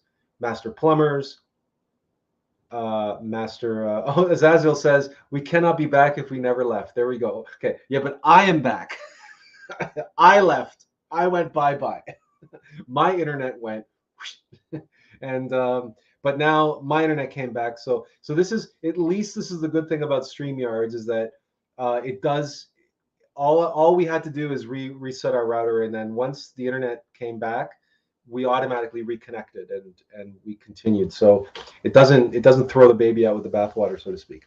So again, so there is something that you do, or that if you're really good at and you really enjoy it, and there may be something while you are doing it, or as you are doing it, to take advantage of the fact that you are or approaching a level of mastery of that particular interest or that particular activity that you do.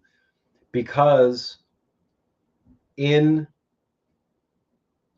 the level of consciousness, the level of appreciation, the level of passion, dedication, devotion, and the peace and the joy that that activity brings you, and that place that it brings you, that can be a catalyst, that can show you, that can give you the knowledge, right? The gnosis, the self-evident experiential knowledge of what it feels like to be in the moment, and to use that presence in the moment to connect to others or to everything, and to feel that universe in perfection, and to feel that world and your life and everything makes sense.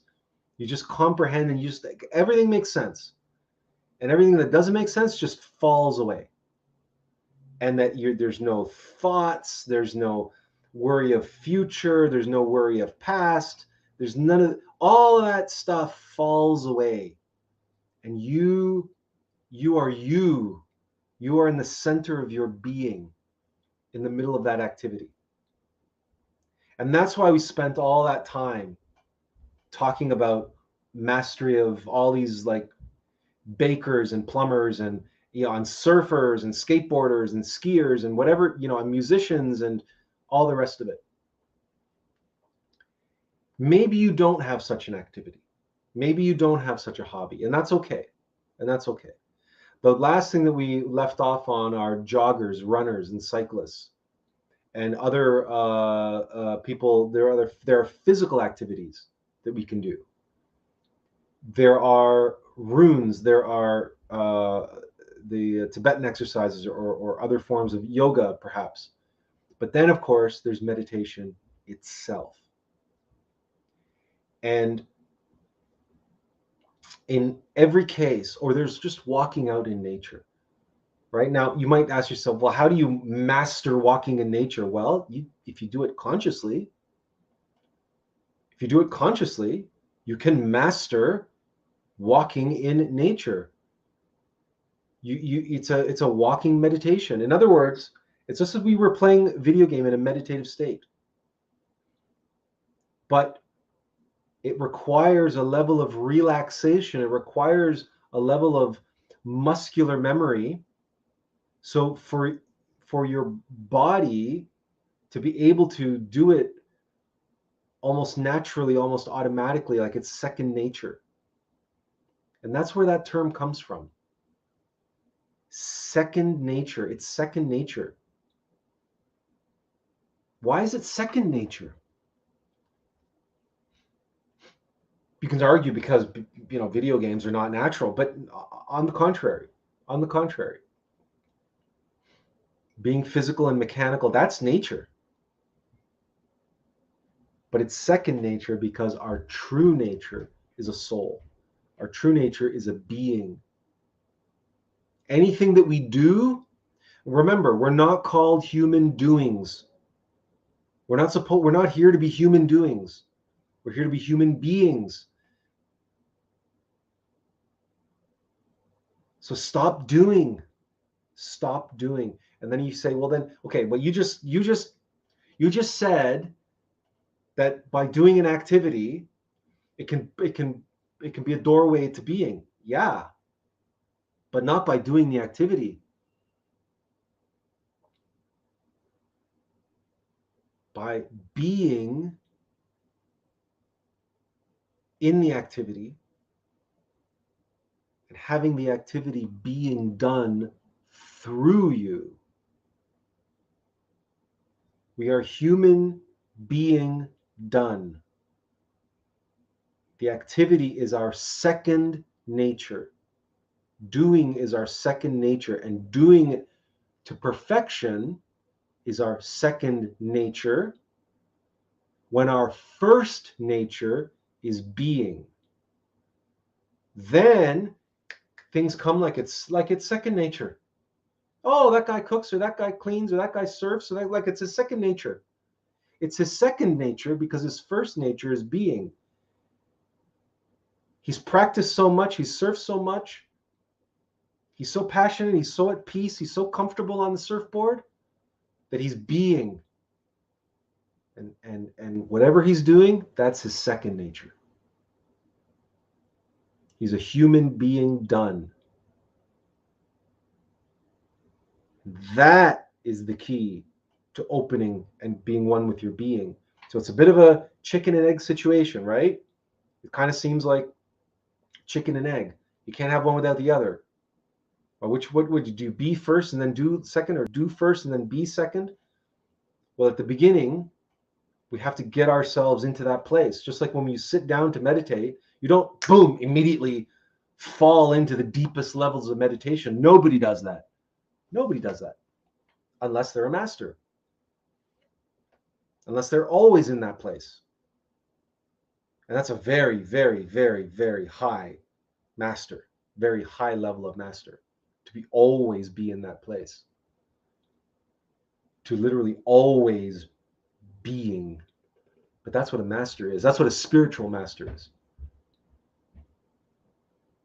Like when a master plumber is doing his thing, or a master surfer is doing their thing, or a master musician is doing their thing, or a master actor, performer, Shakespearean actor is doing their thing. For the longest time, we felt most comfortable in the world on stage. And acting to us was our second nature, especially Shakespeare. Second nature to us. And we performed that, and our body was our instrument, and it's just, we were being done. Our performances were being done. We were just a tool. We were just a vessel. So throughout our life, and by the way, this is back in university, so this is before we were in Japan. So one of the things about spiritual mastery is that we are afforded these different opportunities in different ways, in different aspects of our life. Because on the path to spiritual mastery, it's in the path to always being in that place, no matter what we are doing.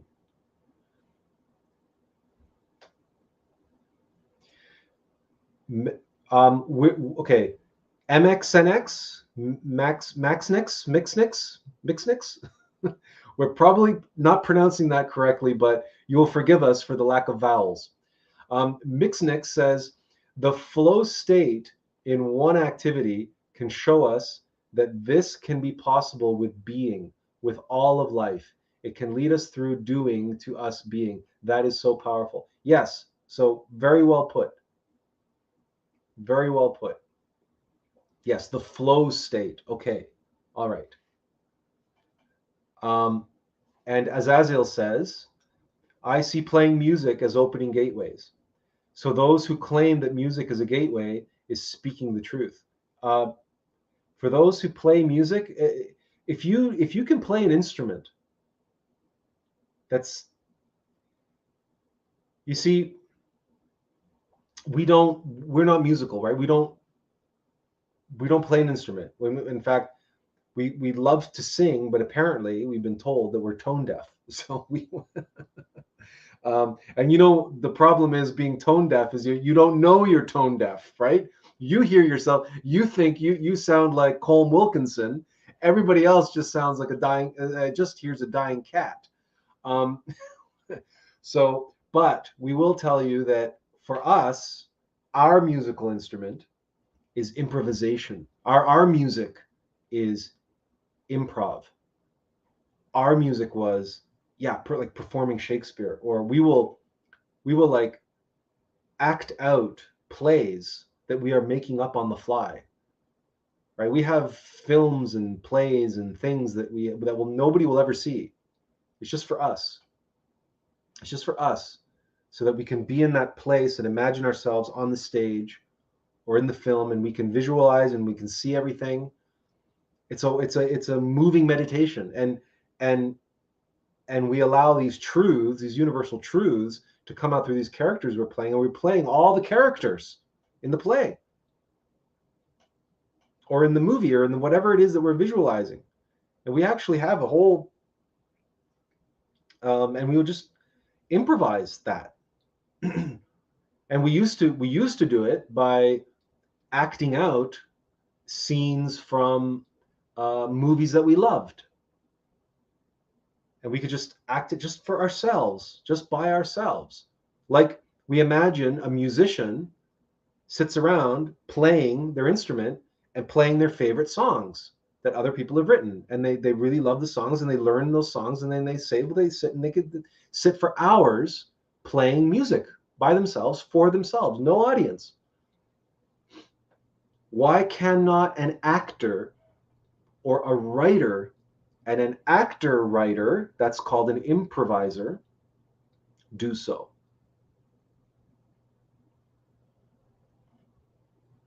Or someone sitting down to play a video game, why can they not find that flow state, as Mixnix referred to it?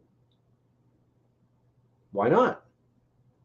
Or why can't you do it doing pottery or baking or yard work? Our good friend and colleague does it with ecosystems, doing indoor ecosystems, where the exact same experience that we had connecting to the soul that designed the AI in the video game, he has while he's organizing and he's putting together indoor ecosystems. And he's connecting to the monads of the creatures themselves, the rocks, the plants, the fish. And he's becoming one with the super intelligence of the ecosystem. And he's used that as a means to expand his consciousness out to the whole planet. through this thing that he does that nobody else in the world knows how to do, is to create high order rainforest ecosystems indoors. The highest order ecosystems, the places where the ancients built temples and shrines on ley lines and meridians, where you get the highest order ecosystems popping up from there. That's where the ancients chose to put their temples and shrines. He is able to recreate that and recreate the energy of that. How is he able to do that? Right?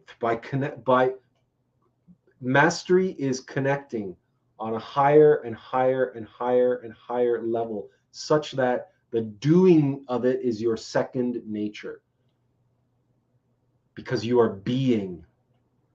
That's what determines mastery. That is when you are a master at something. That is when you have mastered something. And by the way, you may find this surprising, but after that experience with that game, Soul Edge, we never played it again. We had mastered it. It had served its purpose, and we had to move on. We let it go. And there have been subsequent sequels to the game, and yeah, we picked them up, we played them with friends and so on and so forth, but we've never expected to achieve that same level or that same experience through that game, because we are not here to be a master of video games.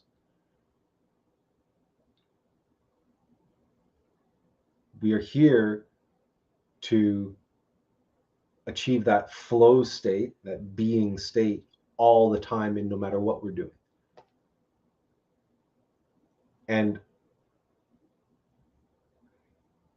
we are getting, well, further along the path, insofar as oftentimes when we have done these live streams, individuals have responded saying, this is exactly what I needed to hear. And it's like, I'm not choosing the topics. The topics are choosing me. I don't choose the articles. I don't choose the books to write. In other words, and so this video that we were being done, it was delayed. And so in other words, I'm being done. And oftentimes that, we've talked about this in past live streams too, it tests patience in a big, big, big way. Because again, mastery comes from being, and extraordinary work comes through us, not from us. And so to be a master is the art of patience. We've talked about patience, and patience being a virtue. A master is patient, because to become a master is an exercise in patience. It's a lifetime of practicing patience. Azazel says, that's why I love The Queen of the Night, performed by Diana Damrau. That points to an experience that we experienced directly. That performance, that Coventry Garden performance of The Magic Flute is our favorite. And her performance of Queen of the Night is our favorite as well. Incidentally, that same season, the fellow whose name I don't know, I apologize, but the fellow who played Papageno in that performance of Magic Flute, he was part of the Covent Garden, the Royal Opera House. And that same season, they did a performance of Don Giovanni, and he plays Don Giovanni. So the same performer and singer who plays Papageno, which is the comedic role in the Magic Flute, plays Don Giovanni, which is the tragic hero role. And it's really magical to watch the transformation of that performer and to see the range that he has and how convincingly he plays the goofy comic relief clown character of Papageno, and then in Don Giovanni he plays the playboy, rich. Well, I mean Don Giovanni, right? The womanizing, partying, drinking, debauchery, right? It's anyway. It's also a fantastic performance, by the way. Don Giovanni it's like Faust, but in opera, hundreds of years before Faust was written. The most perfect performance of that piece that humanity will ever see or hear. Yes, Diana Demrau, the Queen of the Night. That's hands down. We agree with you, 100%, 100%. We haven't heard a performance before or since that can match it. And everything about that production, though, the staging and everything, I mean, was just it was very simple, but it was so beautiful and magical about that. We have that recording on. We watch it regularly, several times. It was several times a year at least. Okay, so we've talked about mastery. We've talked about practical ways that, again, we're going to steal this expression, this flow state, from Max Nix, where you're in the flow, you're in the zone, you're doing it, but you're not doing, you're being done, right? You're being done. You're letting your inner master work through you, through this thing that you felt a calling to, and that you can use this as an entree, as a way to get into that higher place, that connection with yourself, and your higher self is connected to all higher selves through the logos, because your higher self is in essence is a seed of the logos. So this is your entree, this is your way, and that having an experience of that and doing, learning to be and achieve that state of being as you are doing is easiest to accomplish when you are doing something that you are passionate about and that which you're good at, because that is when you are going to be paying attention, right? When you're doing something that you love, that's where your consciousness focuses in, because you love what you're doing. You're present and aware. This is not going to happen, even though you can do stuff mechanically, and you can maybe you can type mechanically, but you're daydreaming about something else, or you can do 1,000 and other activities, but you do it mechanically and you're zoning out and you're thinking about something else. You go, oh my God, when's it going to be over? Whatever. You might be really, really, really good at it. And this is what we were in the middle of saying when we got cut off, is that we worked in the factory, in the shirt factory, and there were literally hundreds of women who could sew like you wouldn't believe. They could sew like it was unbelievable. And especially the immigrant women from various different countries, but especially Southeast Asia, for obvious reasons. And they worked on piecework. Some of these women were making $20, $25, $30 an hour because they were working on piecework. The more you sew, the more you get paid. And they were just, to watch them, it was unbelievable to watch them as what they were doing. And most of the people who were in there were, even the ones who were going super fast, they were, thinking about this, thinking about that, going, oh, okay, all right, when's the day going to be over? They're just waiting for their break. They couldn't wait to get out for their break time, for their cigarette, for their coffee or whatever. Right? You're never going to have an experience if you're doing things that way, because you're not being. You're being someplace else. You're wanting to be somewhere else other than where you are. So these activities, these passions that we have, these are a gift from our innermost being. They are something for us to do that keep us focused and present. There's something for us to master and enjoy the mastery of it, and enjoy the struggle and the dedication and the effort that it takes to become a master of that, to master this one thing, whatever it is. Because in the process of that, we have to be that heightened awareness, that expanded consciousness, that focused concentration and relaxation. Paying attention, being relaxed, but being concentrated on where we are and what we're doing. Relaxation, concentration, visualization. And then the last one, prayer. If you add self-remembering, if you remember yourself, if you remember your Divine Mother, if you can bring a layer of archetypal mythology, metaphysics,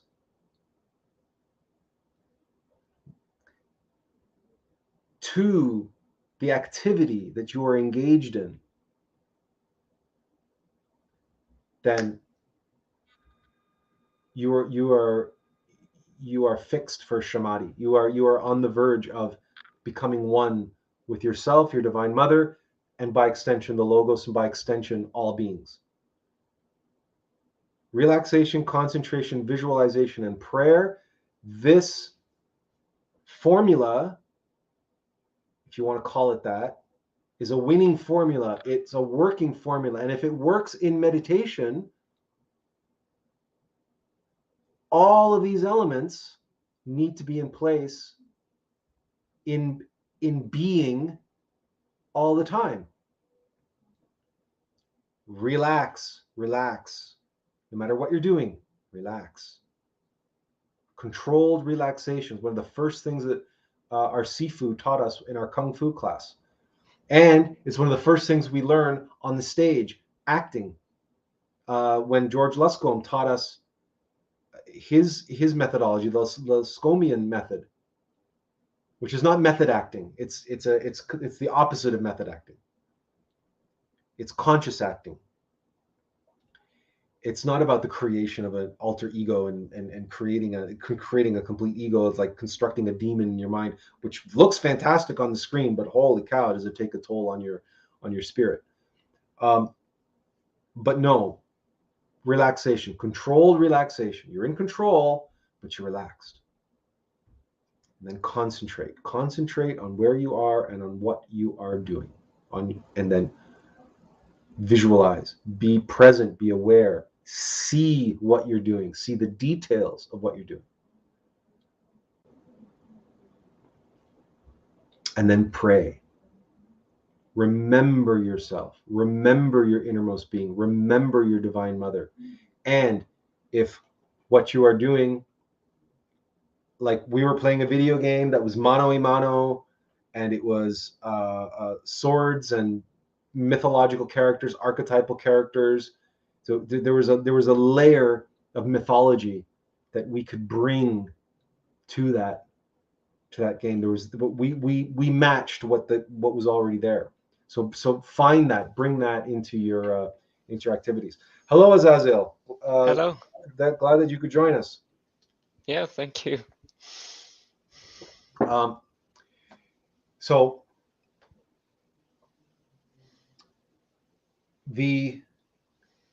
So again, where we are arriving at and how we've gotten there is maybe surprising to you, maybe not, we don't know, but it's the approach that we take, again, because this is easy to learn, right? Difficult to master. If you have a hobby, if you have something that you love to do, you already do it, right?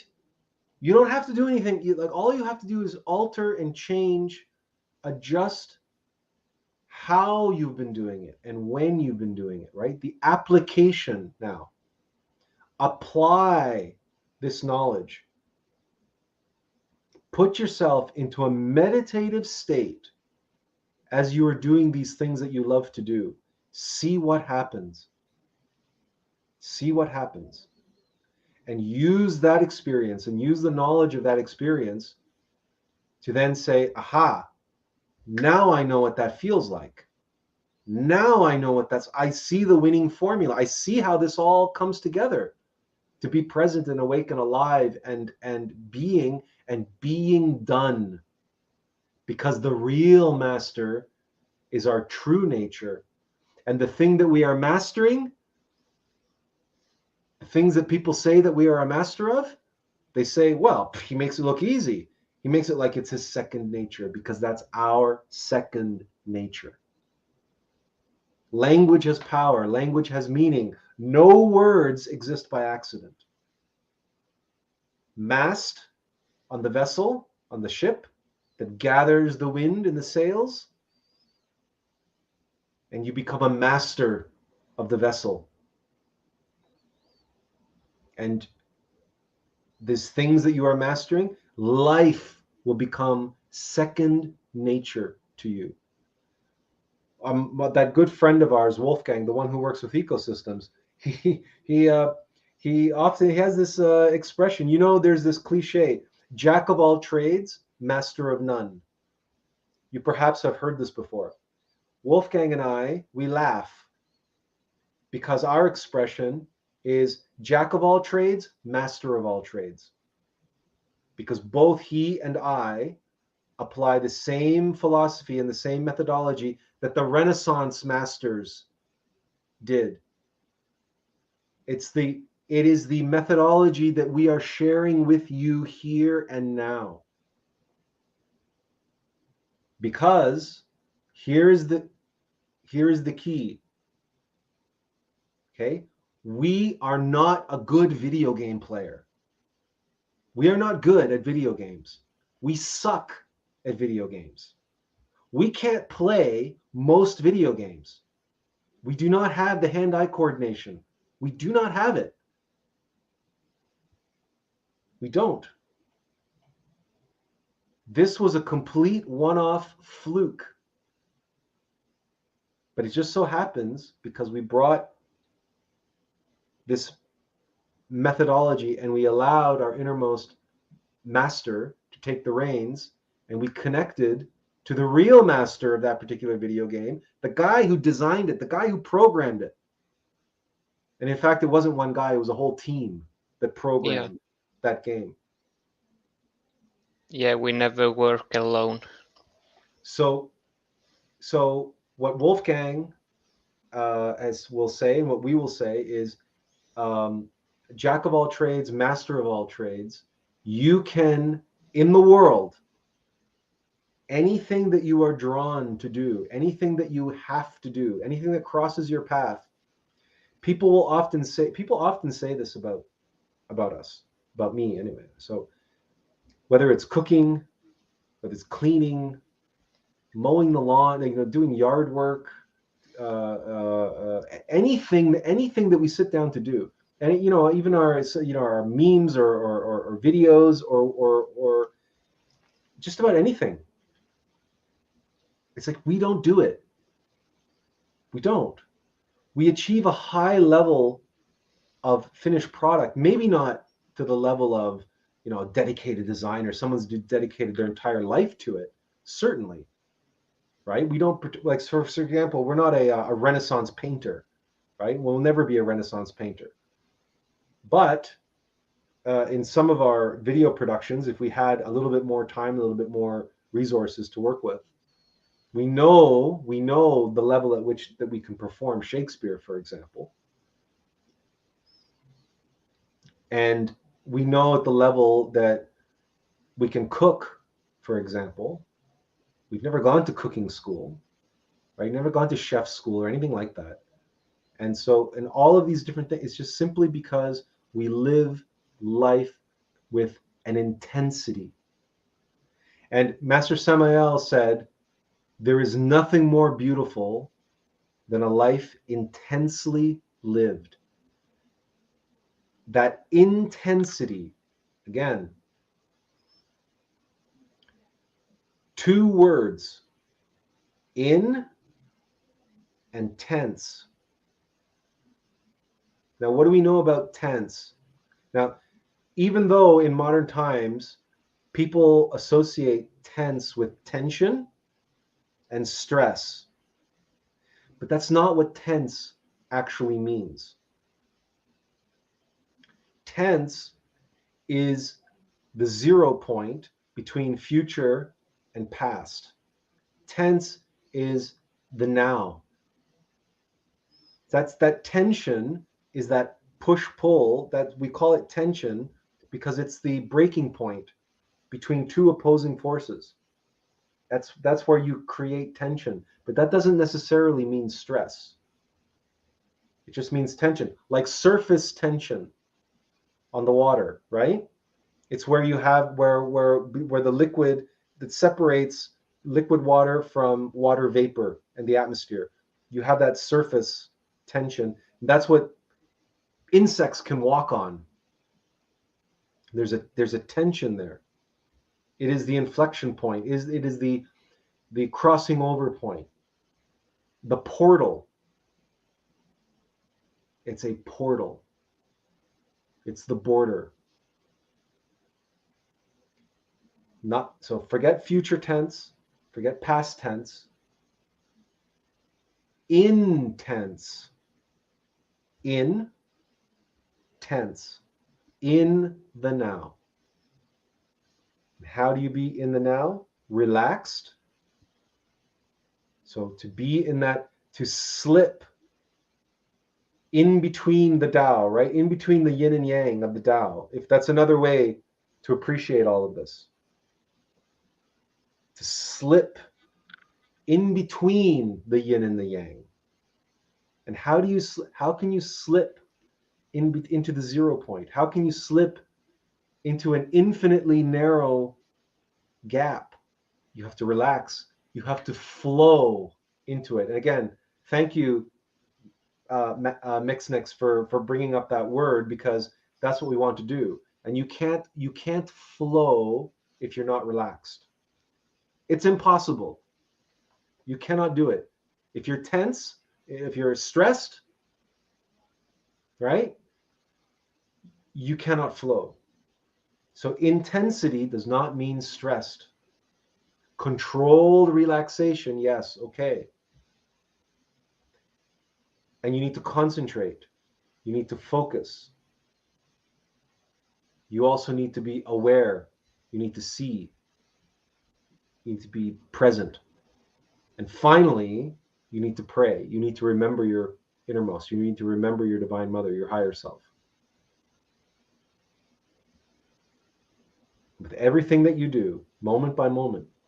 But because that's very hard to do, especially if we don't really know what that feels like, and if we don't really know what the fruits of that can be, that's why your innermost being has given you some activity, something that you love to do, something that you are happy and at peace and at relaxed, and that you are happy to focus and concentrate on, and that you are maybe even happiest when you're focused and concentrating on it, and when the rest of the world disappears. It doesn't matter what the activity is. There's a million of them, so we can't list them all.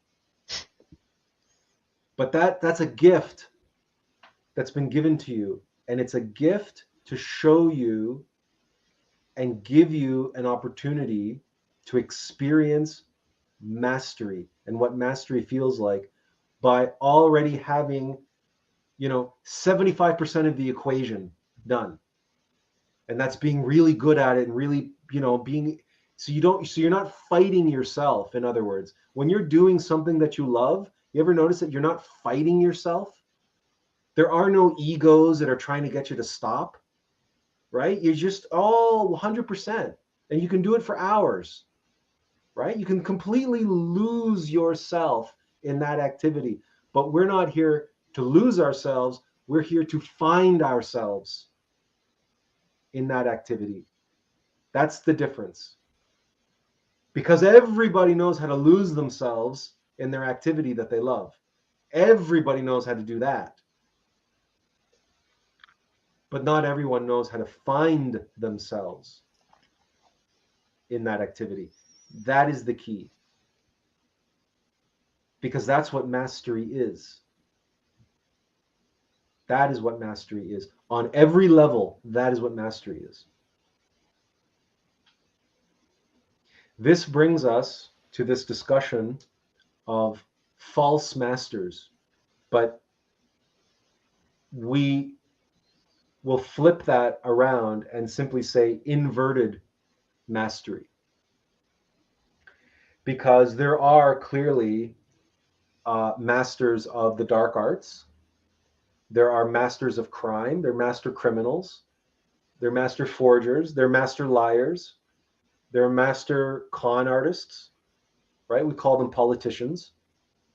Um, there are all sorts of masters of negative things, and they are out there. Make no mistake. And they are masters. We like to say they are masters of ego, but that's we can't say it that way for two reasons. Number one, a true master of the White Lodge has mastered their ego. They have overcome their ego, right? And they have, to the large degree, eliminated their ego. So we are masters of our ego when we are becoming true masters. So masters of the Dark Lodge, of the Black Lodge, they are slaves. Their egos are masters over them. They might think themselves master criminals, but that's because they're identified with their egos and they're awakening negatively. Joel L., our friend who often is a participant in these live streams. I don't know if Joel L., are you out there? Say hi if you are. Joel L. asked us about solar bodies and how it is possible to awaken negatively. And he asked us if we create our solar bodies when we are awakening negatively. He said, well, that's not possible because you can only create your solar bodies by transmuting your lunar bodies into solar bodies. So, but a black magician, a demon, the ego is what creates lunar bodies. So you can't transmute lead into gold and still have the lead left, right? That's not, you can't do that. You can only remain a Hasmussen for so long. Then eventually you go one way or the other way. And usually it's the one way to the left-hand path. So it is possible, and many, many, many people do this. And it's important. That's why the prayer part is important. And remembering ourselves and humbling ourselves and recognizing who the real master is. Because if we get it into our head that I am the master, I'm a master of this, and I'm a master of that, and I'm so good at this, and I'm so good at that, you're awakening negatively. You're becoming a master of nothing. You are becoming a slave to your ego. Your ego is becoming the master. You see, this is the harsh reality, the harsh reality. You and I will never be a master of anything. You and I are a vessel. We are a vehicle. We are a mannequin, a humanoid, in whose service do we function? Who is our master? Our innermost being, our true self, our higher self, our monad, our Atman? Many names, doesn't matter. Or our egos, many egos, our individual shaitan, right? Satan, our individual Satan, our false self, the demon. Who is our master? This is the question. This is this is all that's up for grabs at any given point in time. This is the only thing that exists. You and I are here in this three-dimensional MMORPG, right? Massively multiplayer online role-playing game. You are a character. I am a character. You have a personality. I have a personality. And there are two competing forces wanting to become masters over us. Who do we serve? Which master do we serve? This is where the expression man cannot have two masters comes from. Yes, comes from the Bible. Yeah, pretty sure it comes from the Bible. And but yeah, God and the devil cannot mix, right? Your innermost being and your individual shaitan, they are diametrically opposed because one is trying to master you this way, and the other one is trying to be is trying to be a master in the other direction. And that's what you see. So everything that you see out in the world, including all those politicians and all those elite people and all, we're all just servants. Now, the cynic will say that we're all just pawns, and a cynic will say, so what you're saying is we're either pawns of the light side or pawns of the dark side. Well, what's the difference? Right? They're both the same. We're just pawns in this. We're just pawns.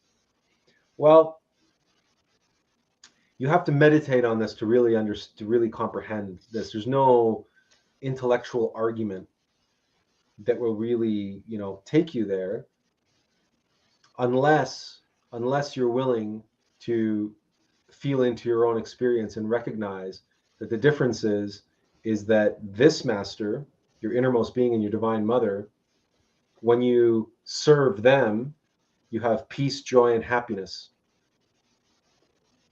And when you serve your ego, at best, what you have is temporary pleasure and avoidance of pain. You have comfort and security at best, at the best of times.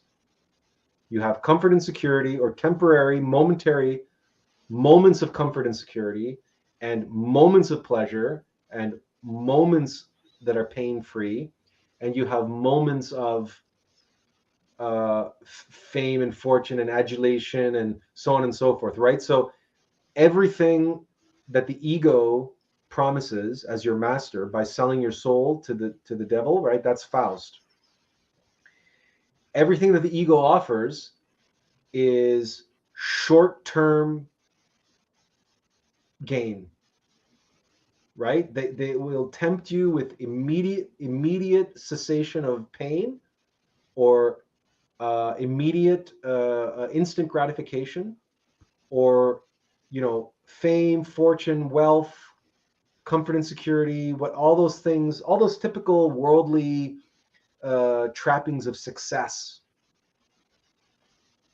But they're all fleeting, they're all temporary, none can be sustained, and most of all, none can be taken with you.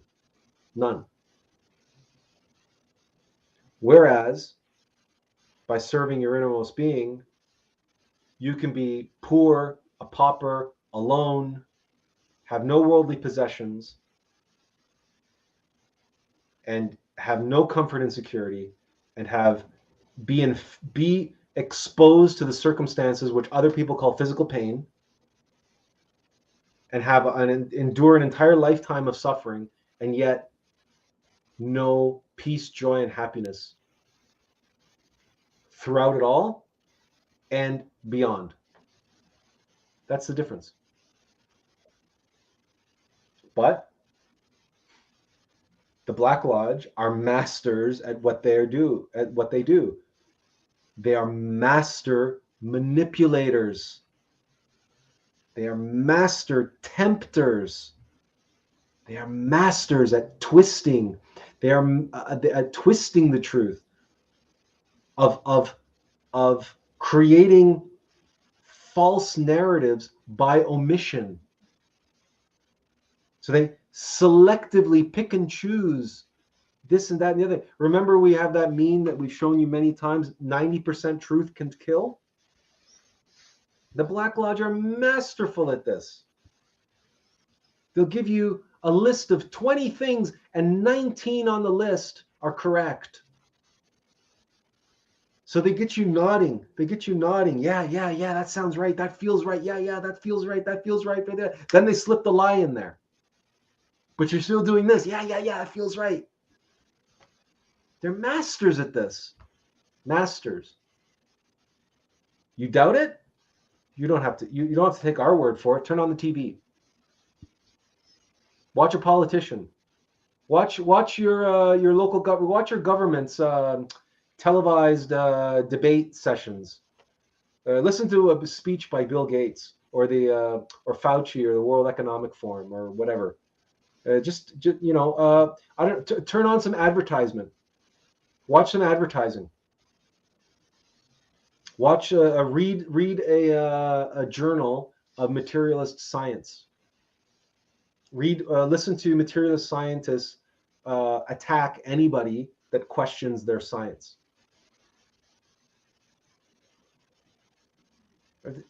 The Black Lodge rules the world during the Iron Age, during the Kali Yuga. The Black Lodge rules.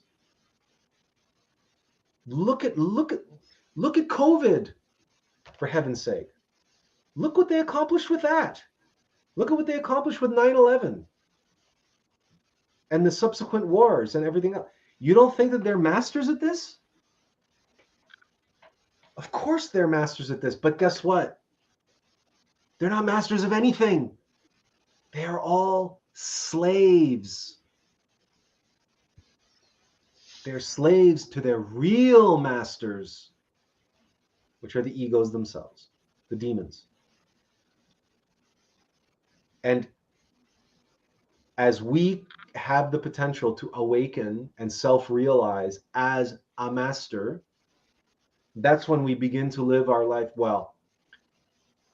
That's when we are in that place of oneness with all beings. It's a long way away, but as we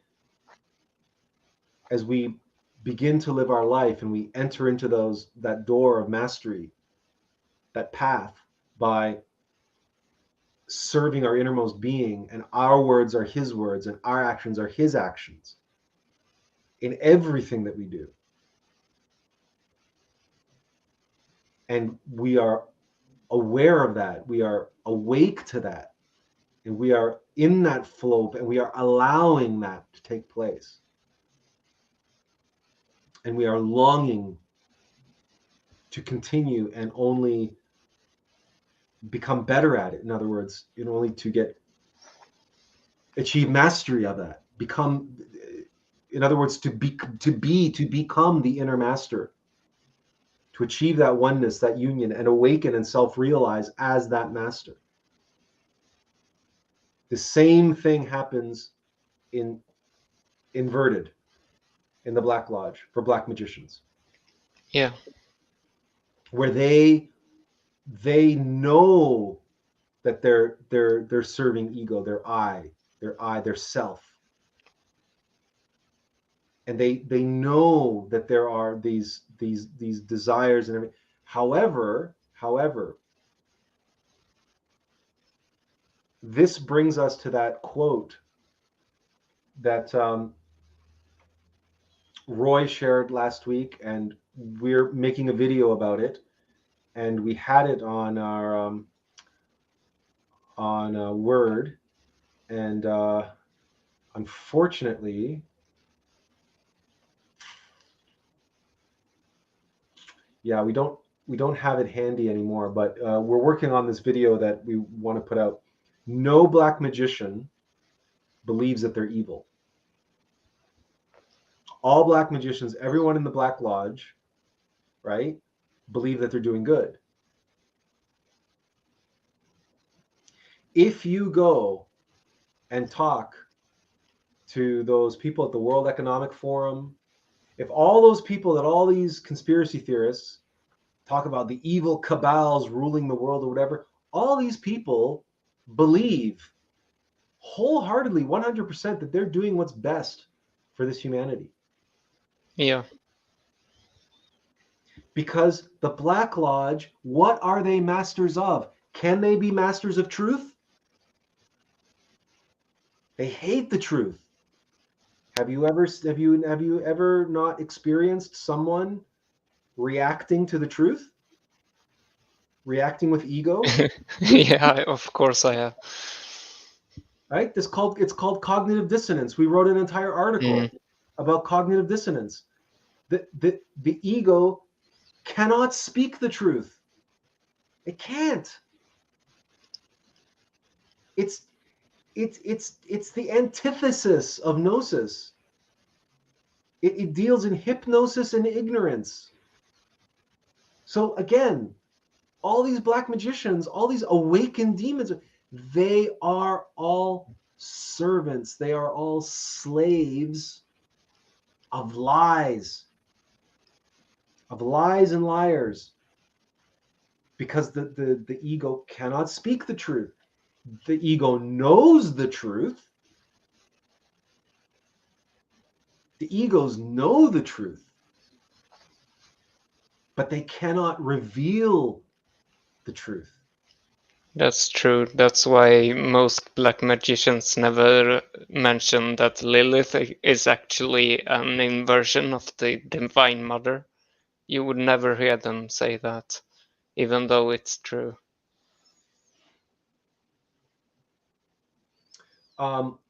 Mugaboo22 said, "Hi everyone, peace." Benjamin said, "There were times that you abide in peace, joy, and happiness, but sometimes ego tempts you to do certain things that you regret later. It's hard to become a human. Mastery of self is indeed essential." Absolutely true. And Benjamin said, followed up, "Discernment too is very important during this Iron Age. Thank you for the constant reminder." Discernment is everything, because if our choice, again, we bring it back, we many Gnostics. This is why Ajax, right? We mentioned this, but they wouldn't have us, right? And we mentioned this, how our girlfriend, our former spouse, really, from a Gnostic sense, she was a missionary for Ajax, but she ended up having nothing to do with us, and Ajax would have nothing to do with us, because many Gnostics will hear us use examples like Iron Man, and they will twist up their face and they'll say, "Oh, what the hell is this guy talking about? Iron Man? That's comic book stuff. It's Disney, Marvel comic. What the hell does that have to do with Gnosis? I read the Bhagavad Gita. I read the Bible. I read Faust. Yeah, good for you. But the fact of the matter is that in terms of modern mythological allegorical symbols, the Iron Man suit is the perfect analogy to this humanity, because that's all we are. And if you remember the first movie, the first Iron Man movie, where Iron Man creates the Iron Man suit he's kidnapped by terrorists. They're holding him for ransom, and he builds the Iron Man suit. He's not. They're not holding him for ransom. They want him to build weapons for them, and instead he builds this Iron Man suit, and he uses the Iron Man suit to escape. And if you recall, the character that Jeff Bridges plays, he's the one that's still responsible for all the military division of the company. He sees Tony Stark's reinvention of the Iron Suit, the Mark II Iron Suit, and he said, this is the greatest weapon system ever created, and he creates his own version of it. And at the end of the movie, they face off against each other, right? And there you have it. In that film, you have exactly what we are, and the choice that we have. Who do we serve? Do we serve Tony Stark, our creator? as the Iron Man suit? Do we serve Tony Stark, our creator, or do we serve this this greedy, militaristic, arms dealing sociopath? That's our choice. Do we serve our innermost being, or do we serve our ego? That's it. That's it. But make no mistake that that's the only choice that we have. There is no third option. You are either acting from the will of your being, or you're acting on the will of the ego. Because without either of them, you're nothing. You're a meat sack. You're a zombie.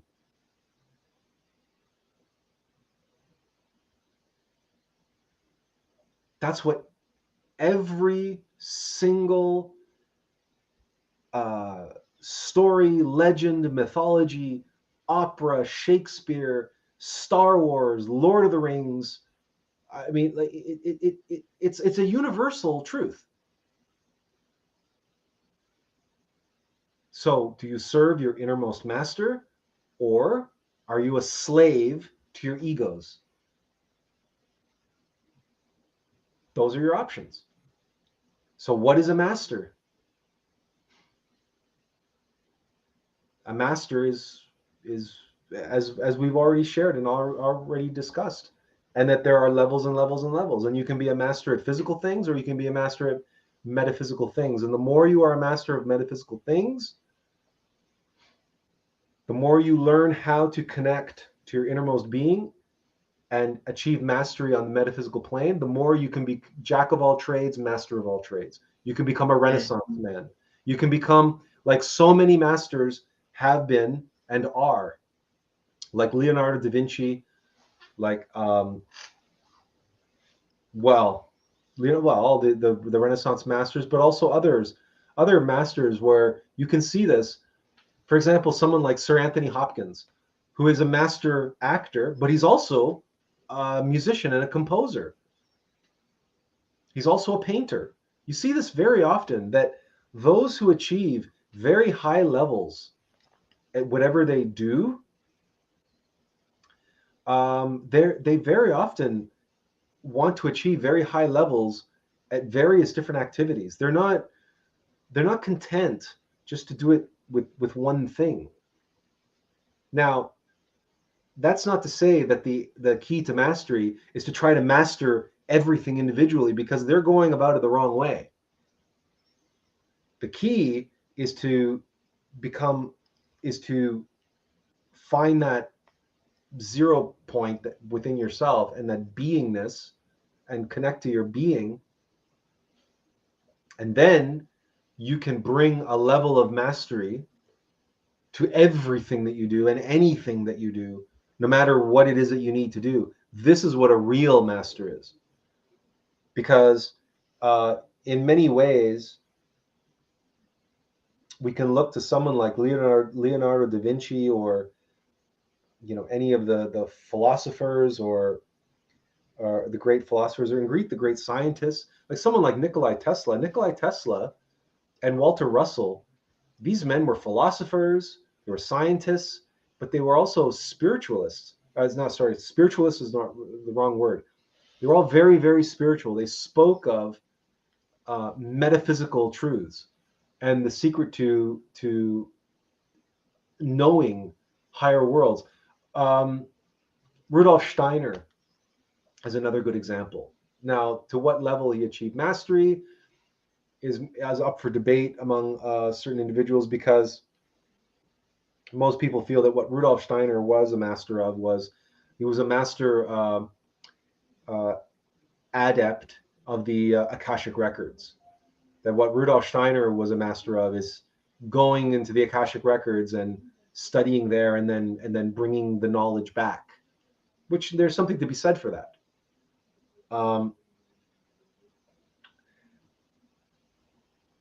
But that there was nothing, he wasn't revolutionizing anything. He wasn't. So anyway, that's a debate that people can have, and that's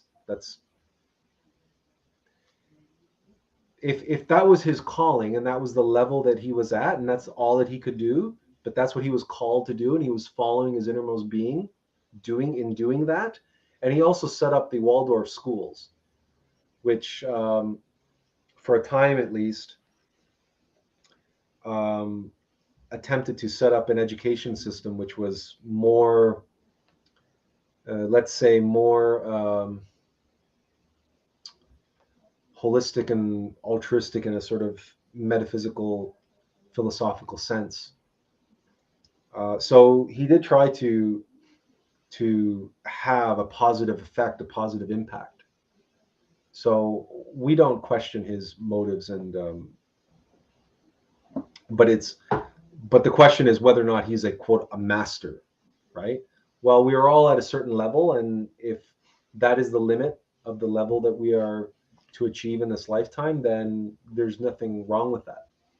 There's no shame in that. In other words, is that if we are tasked with a work, with a vocation, in the same way that if someone is just a master plumber, it's stupid to look down on them or to judge them for that.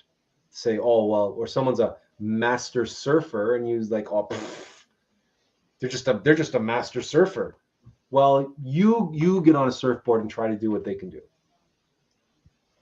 right? And then say that, right? Again, everyone has a different path, and everyone's at a different level and a different place on their journey. And if the best that they can do is find peace, joy, and happiness, and experience that oneness with the world and the universe by being on a surfboard, then more power to them. God be with you, right? That's not my place to judge that. This is very important. This is what Joseph Campbell called following your bliss. And Joseph Campbell was adamant about this. And you know that Joseph Campbell studied 6,500 world religions and spiritual traditions from all around the world and throughout all time. And there is a documentary film called Finding Joe, which is all about this, applying Joseph Campbell's knowledge and applying what he learned from his study of those 6,500 religions and spiritual traditions and mythologies and stories and literature, and on and on and on and on it goes. And what, of course, he discovered was the heroic journey. And the heroic journey relates to life. And that's what he discovered, that we are all on this heroic journey, and that the key to that heroic journey is being able to suffer the slings and arrows of outrageous fortune, to descend into the abyss, right? To find a guide, a mentor, to study under that mentor, to learn what we need to learn from them in order to be able to continue on our journey and to return to the place from where we began, but transformed because of the journey that we went on. And that in life, the key to all of this is finding your bliss, finding that thing, that one activity in which you can experience that state of bliss, because that state of bliss is being. That state of bliss is Christ consciousness. That's the best way to describe peace, joy, and happiness. Okay, we can talk around it, but in a single word, it would have to be bliss. And that's what Joseph Campbell tried to get across. And that beautiful documentary, Finding Joe, gets it across. And what anybody who has ever experienced that and has a hobby or an activity or something that they do that is their way of entering into a state of bliss, then that's the key. So put the key and turn the lock. And we've given you more tools, more ammunition, a formula to apply in order to unlock that state of bliss. Do it with intensity. And relaxed, concentrate, aware, focused, and in prayer, in remembrance of yourself, in remembrance of your innermost being, in gratitude, in humility, and receptivity. Because prayer thinks, people have said this, prayer is talking to God, meditation is listening. It's not true.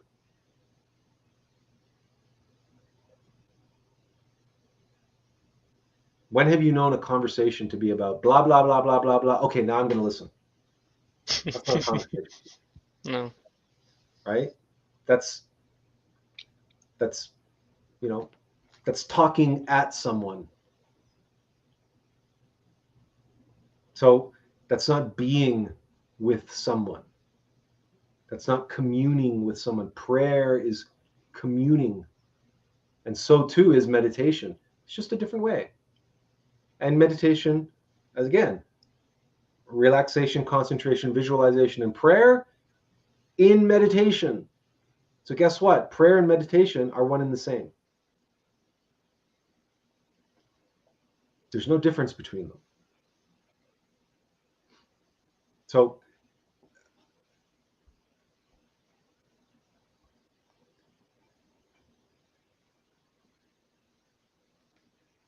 again, just to recap, the last 3 live streams, including this one, there has been a running theme. We hope you can see that.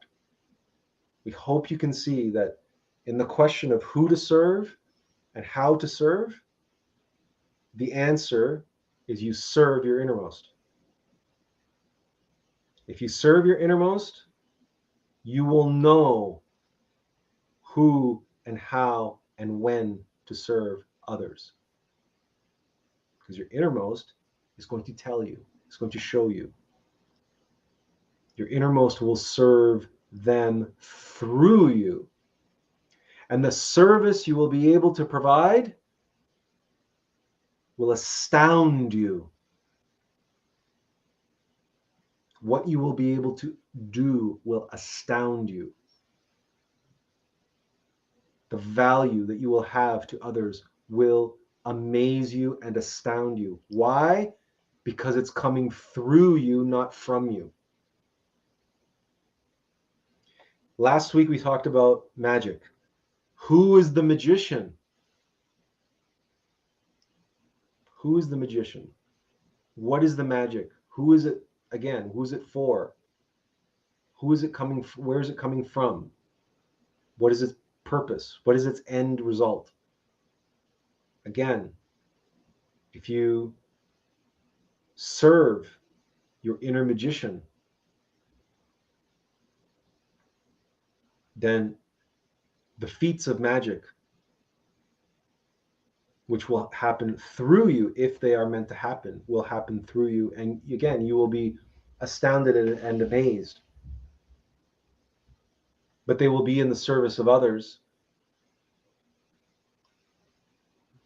and may not, be attracting, money and wealth and all this stuff for you. But again, the real magician is within.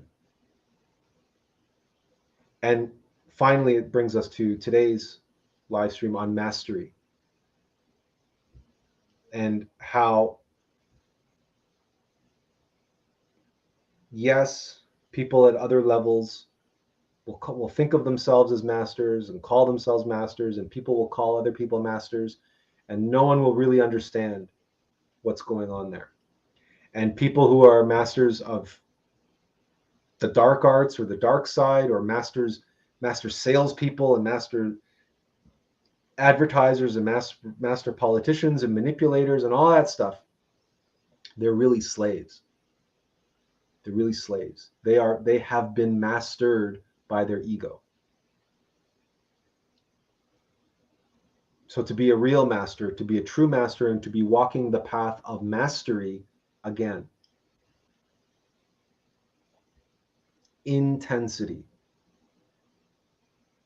to be in the moment, to be within And on that line, on that tension between true self and false self, between the innermost and the vehicle, the vessel, where you recognize, I'm not the one doing it.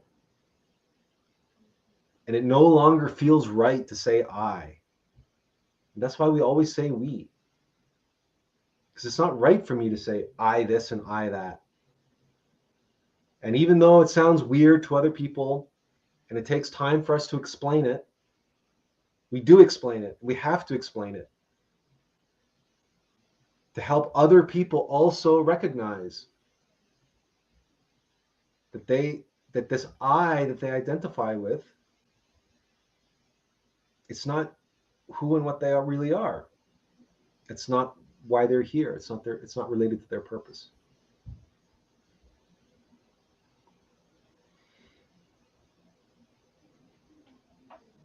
So, rightly or wrongly, for better or for worse, we are not a master, right? We are not at that level. We are not there yet. And will we ever get there?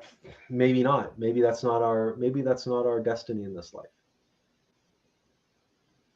Maybe our destiny is to remain as flawed and remain in formation until the end of our days. Why?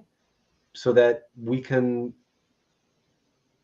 look other people in the eye, so long as other people need us to be more or less,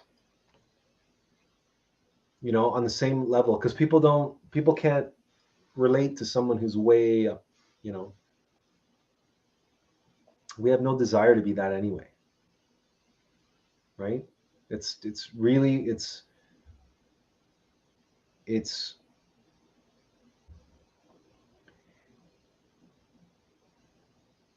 whatever path that we are on is the path that our inner master has laid out for us, and that is what we are walking. And maybe it's the path of walking the path of a fallen master or a fallen bodhisattva or something like that.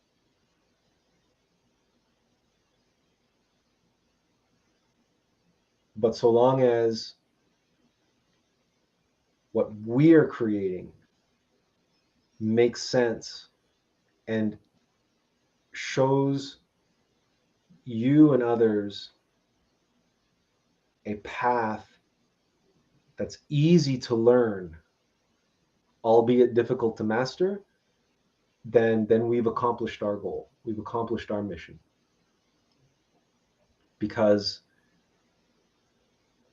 like anything, it's easy to learn anything. It's easy to learn how to swim. It's easy to learn how to climb up a hill or to go jogging or what, it's easy to learn just about anything, the basics. But everything is difficult to master. Everything is difficult to master. So what we want to do is to take this enigmatic, huge, colossal thing called gnosis, and this colossal thing of this esoteric knowledge, and these initiations and 3 mountains and all that stuff,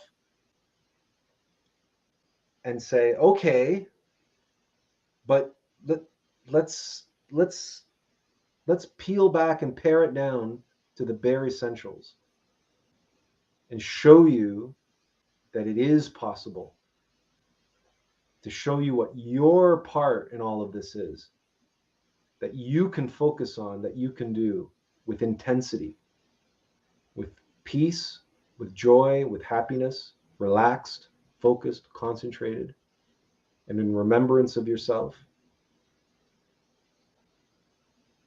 And just do it, and just do it, and just do it, and just do it, and just do it. Just do that. And you will be on the road of mastery.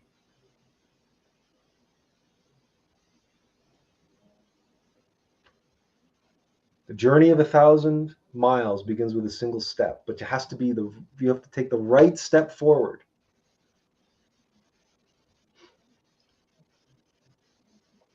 And it is possible. You have it within you. There is something that you do really, really, really, really well already. There's a way for you to do that will open up something for you that will completely transform your knowledge and appreciation of this whole topic and the whole path. And if you are able to access that and experience that, after this live stream, then our work for this week was done. Does anybody have any comments or questions or anything they want to add or disagree with or?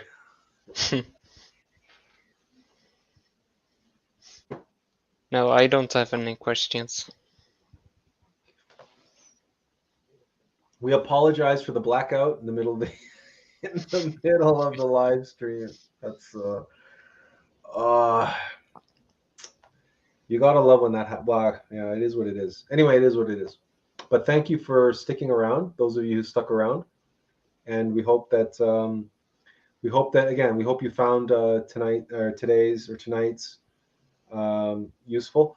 Also, I don't know how many of you are in Europe tonight. I know Azazel is, so I guess it was a little early for you. I guess you also joined at 7 as usual. Yeah, time? so it was a little bit earlier, but I saw the notifications about it, so there was no problem there. Yeah, Benjamin, it wasn't the Facebook stream that went down earlier. It was my internet. My internet died, and if my internet dies because I'm hosting the thing, then because this StreamYards is what channels it sends this live stream to YouTube and Facebook and Twitter. So if my internet goes down, all of them go down. So YouTube went down, everything went down for the few minutes that it took for me to reboot my modem and router. So yeah, that's what happened. Mugaboo says, always useful to me. Thank you. Well, you're most welcome. We hope that all of you have a good rest of your weekend and a good week ahead of you. Things are, we're feeling better than we have been. We've been going through some challenges and suffering through some things, but we hope that things will get back on track this week. Jennifer says, thank you so much for another very inspiring live stream. Well, you're welcome. We hope that you can apply it.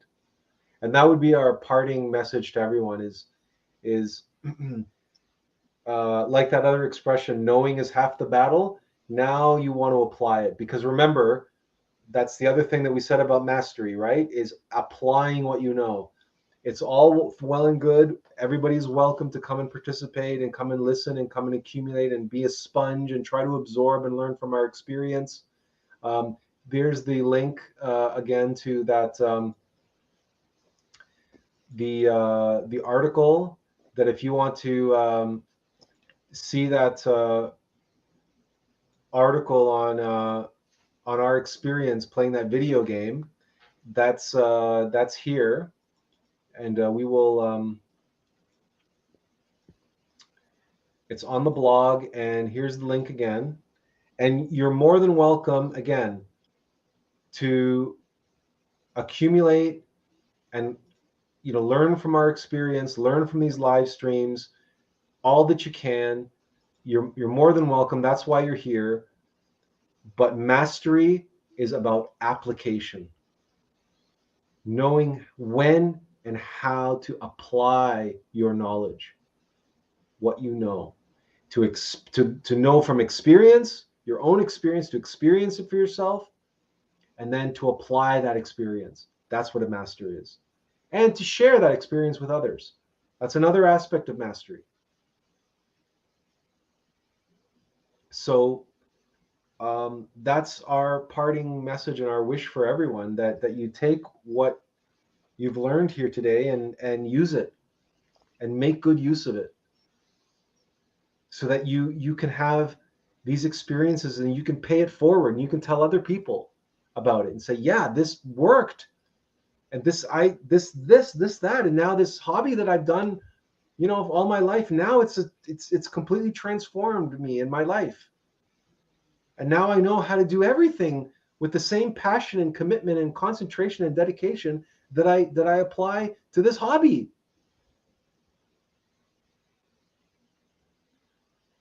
But you won't know to do that, and you won't be able to do that. It'll be very hard for you to do that until you have the kinds of experiences that we've described here tonight, where your mastery of that one activity connects you to your higher self and to the universe beyond. And then all of this stops being hypothetical, intellectual, conceptual, and starts becoming very, very, very real for you. And that is our hope and our prayer for all of you, that you too can begin to have a very real knowledge and appreciation for that. And then so your application of all of this will be that much more powerful moving forward. Anything else? Any other thoughts, comments?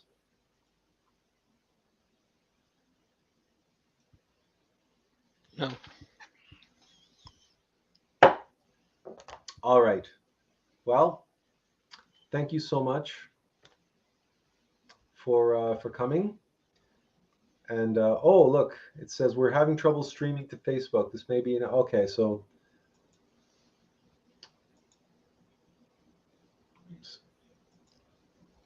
okay, so maybe Facebook is still down.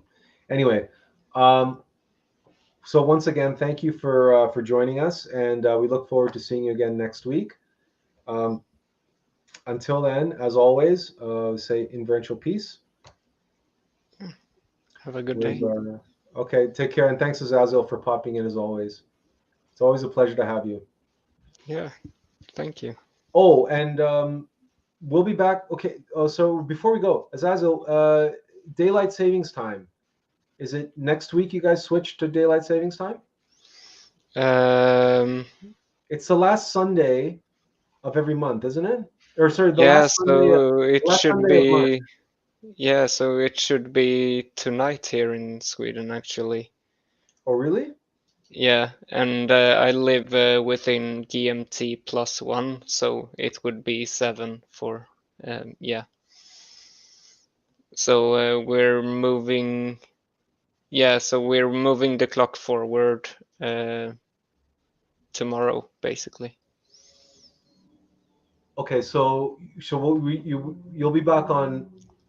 It'll be so tonight we started at 6 o'clock your time, right? No, 7 o'clock, since it's GMT +1 Oh, and okay. not GMT 0. Oh, okay. So next week will be 8 o'clock again. Yes, it will be. Okay. All right then. So take care, and thank again to everyone. Thanks for coming here, Inferential Peace, and we'll see you next week. Bye-bye. Bye.